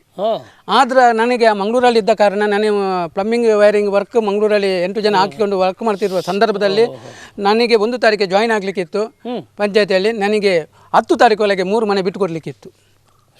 ನನಗೆ 1 ತಾರೀಕಿಗೆ ಜಾಯಿನ್ ಆಗಲಿಕ್ಕೆ ಕಷ್ಟ ಸಾಧ್ಯ. ಆ ಸಂದರ್ಭದಲ್ಲಿ ಆಗಿನ ಪಂಚಾಯತಿ ಅಧ್ಯಕ್ಷರಾಗಿದ್ದ ಎರ್ಮೋಡಿ ಗುಣಪಾಲ್ ಜೈನ್ ಅಂತ ಹೇಳಿದ್ರು. ಅವರ ಹತ್ರ ರಿಕ್ವೆಸ್ಟ್ ಮಾಡುವಾಗ ಅವರು ನನಗೆ ಒಂದು ಸೇರುವುದಾದರೆ ನೀನು 1 ತಾರೀಕಿಗೆ ಸೇರಬೇಕು, ಇಲ್ಲಾದರೆ ನಾನು ಈಗಲೇ ನೀನು ಈಗ ಹೇಳಿದರೆ ನೀನು ನಿರ್ಣಯ ಮಾಡಿ ತೆಗಿತೇನೆ ಅಂತ ಹೇಳಿದರು.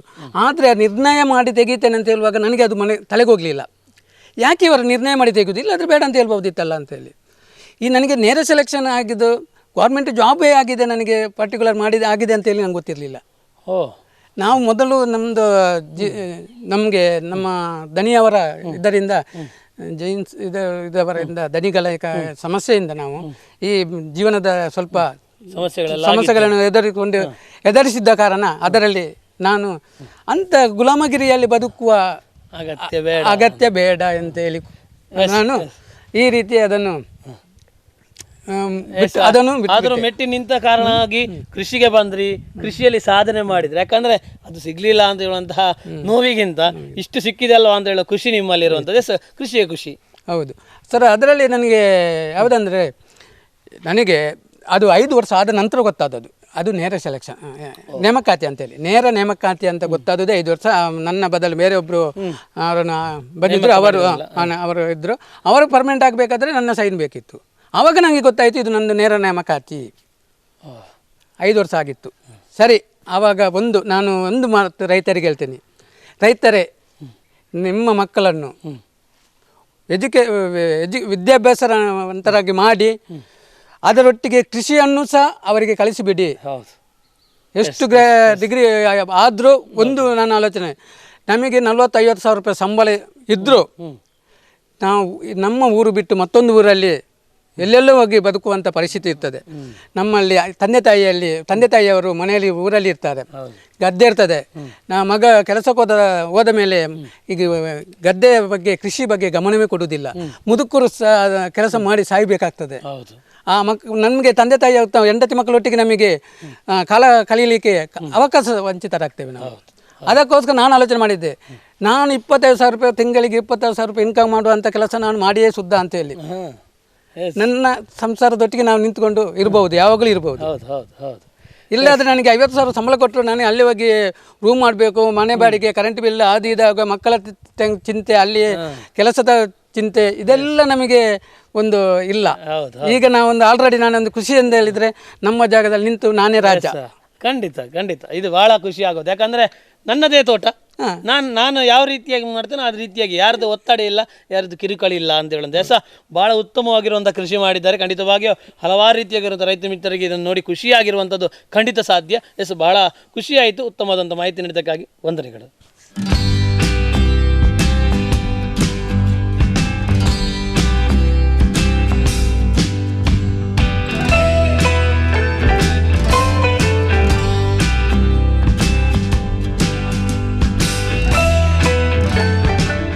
ರೈತ ಮಿತ್ರರೇ, ಸಾಧನೆ ಮಾಡಿದರೆ ಸಬಳನ್ನು ನುಂಗಬಹುದು ಅಂತ ಹೇಳುವಂತಹ ಮಾತನ್ನು ಕೇಳಿದ್ರಲ್ಲ, ಖಂಡಿತವಾಗಿ. ಯಾಕಂತ ಹೇಳಿದರೆ ಯುವರಾಜ್ಜಿಯವರು ನೇರವಾಗಿ ಈ ಒಂದು ಸಾಧನೆಗೆ ಎತ್ತಿದ ಕೈಯನ್ನು ತೋರಿಸಿದಂಥ ವ್ಯಕ್ತಿ. ಪ್ರತಿಯೊಂದು ಕಡೆಯಲ್ಲೂ ಸೋಲುಗಳನ್ನು ಕಾಣುತ್ತಾ ಹೋಗ್ತಾರೆ, ಸಮಸ್ಯೆಗಳನ್ನು ಎದುರಿಸ್ತಾ ಹೋಗ್ತಾರೆ. ಆದರೆ ಮೆಟ್ಟಿ ನಿಂತಹ ಯಾವುದೇ ಪ್ರದೇಶವಾದರೂ ಅದನ್ನು ಗೆಲ್ಲುವಂಥ ವ್ಯವಸ್ಥೆಗಳನ್ನು ಮಾಡಿಕೊಳ್ತಾ ಹೋಗುವಂಥದ್ದು ಮೀಟರ್ ಅಲಸಂಡೆಯನ್ನು ಮಾಡೋ ಮೂಲಕವಾಗಿ, ದಿನಕ್ಕೆ ಅದೆಷ್ಟೋ ಕೆಜಿಯನ್ನು ಮಾರಾಟ ಮಾಡೋ ಮೂಲಕವಾಗಿ ಒಂದು ಒಳ್ಳೆ ರೀತಿಯಾಗಿ ಉತ್ಪಾದನೆಯನ್ನು ಮಾಡುವಂತಹ ವ್ಯಕ್ತಿಯನ್ನು ನಾವು ಇವತ್ತಿನ ಕಾರ್ಯಕ್ರಮದಲ್ಲಿ ಗಮನಿಸ್ತಾ ಬಂದರು. ಖಂಡಿತವಾಗಿ ಇವರದೇ ಆಗಿರುವಂಥ ನೇರ ಪ್ರಸಾರ ಕಾರ್ಯಕ್ರಮವನ್ನು ಮುಂದಿನ ವಾರ ಬುಧವಾರದಲ್ಲಿ ನಾವು ಗಮನಿಸಲಿಕ್ಕಿದ್ದೇವೆ. ತಪ್ಪದೆ ನೇರ ಪ್ರಸಾರ ಕಾರ್ಯಕ್ರಮದಲ್ಲಿ ತಮ್ಮ ಅನಿಸಿಕೆ, ತಮ್ಮ ಈ ಒಂದು ರೀತಿಯಾಗಿರುವಂಥ ಸಾಧನೆಯನ್ನು ತಾವು ಕೂಡ ಮಾಡಿದರೆ ನೇರ ಪ್ರಸಾರ ಕಾರ್ಯಕ್ರಮದಲ್ಲಿ ಕರೆ ಮಾಡುವ ಮೂಲಕವಾಗಿ ಉತ್ತರಿಸಿ ನಿರಂತರ ಸುದ್ದಿ ಹಾಗೂ ಮನೋಜಗಾಗಿ ವೀಕ್ಷಿಸಿ ನಮ್ಮ ಕೊಡ್ಲ 24x7. ಇದು ವಿಶ್ವಾಸದ ಪ್ರತಿಬಿಂಬ.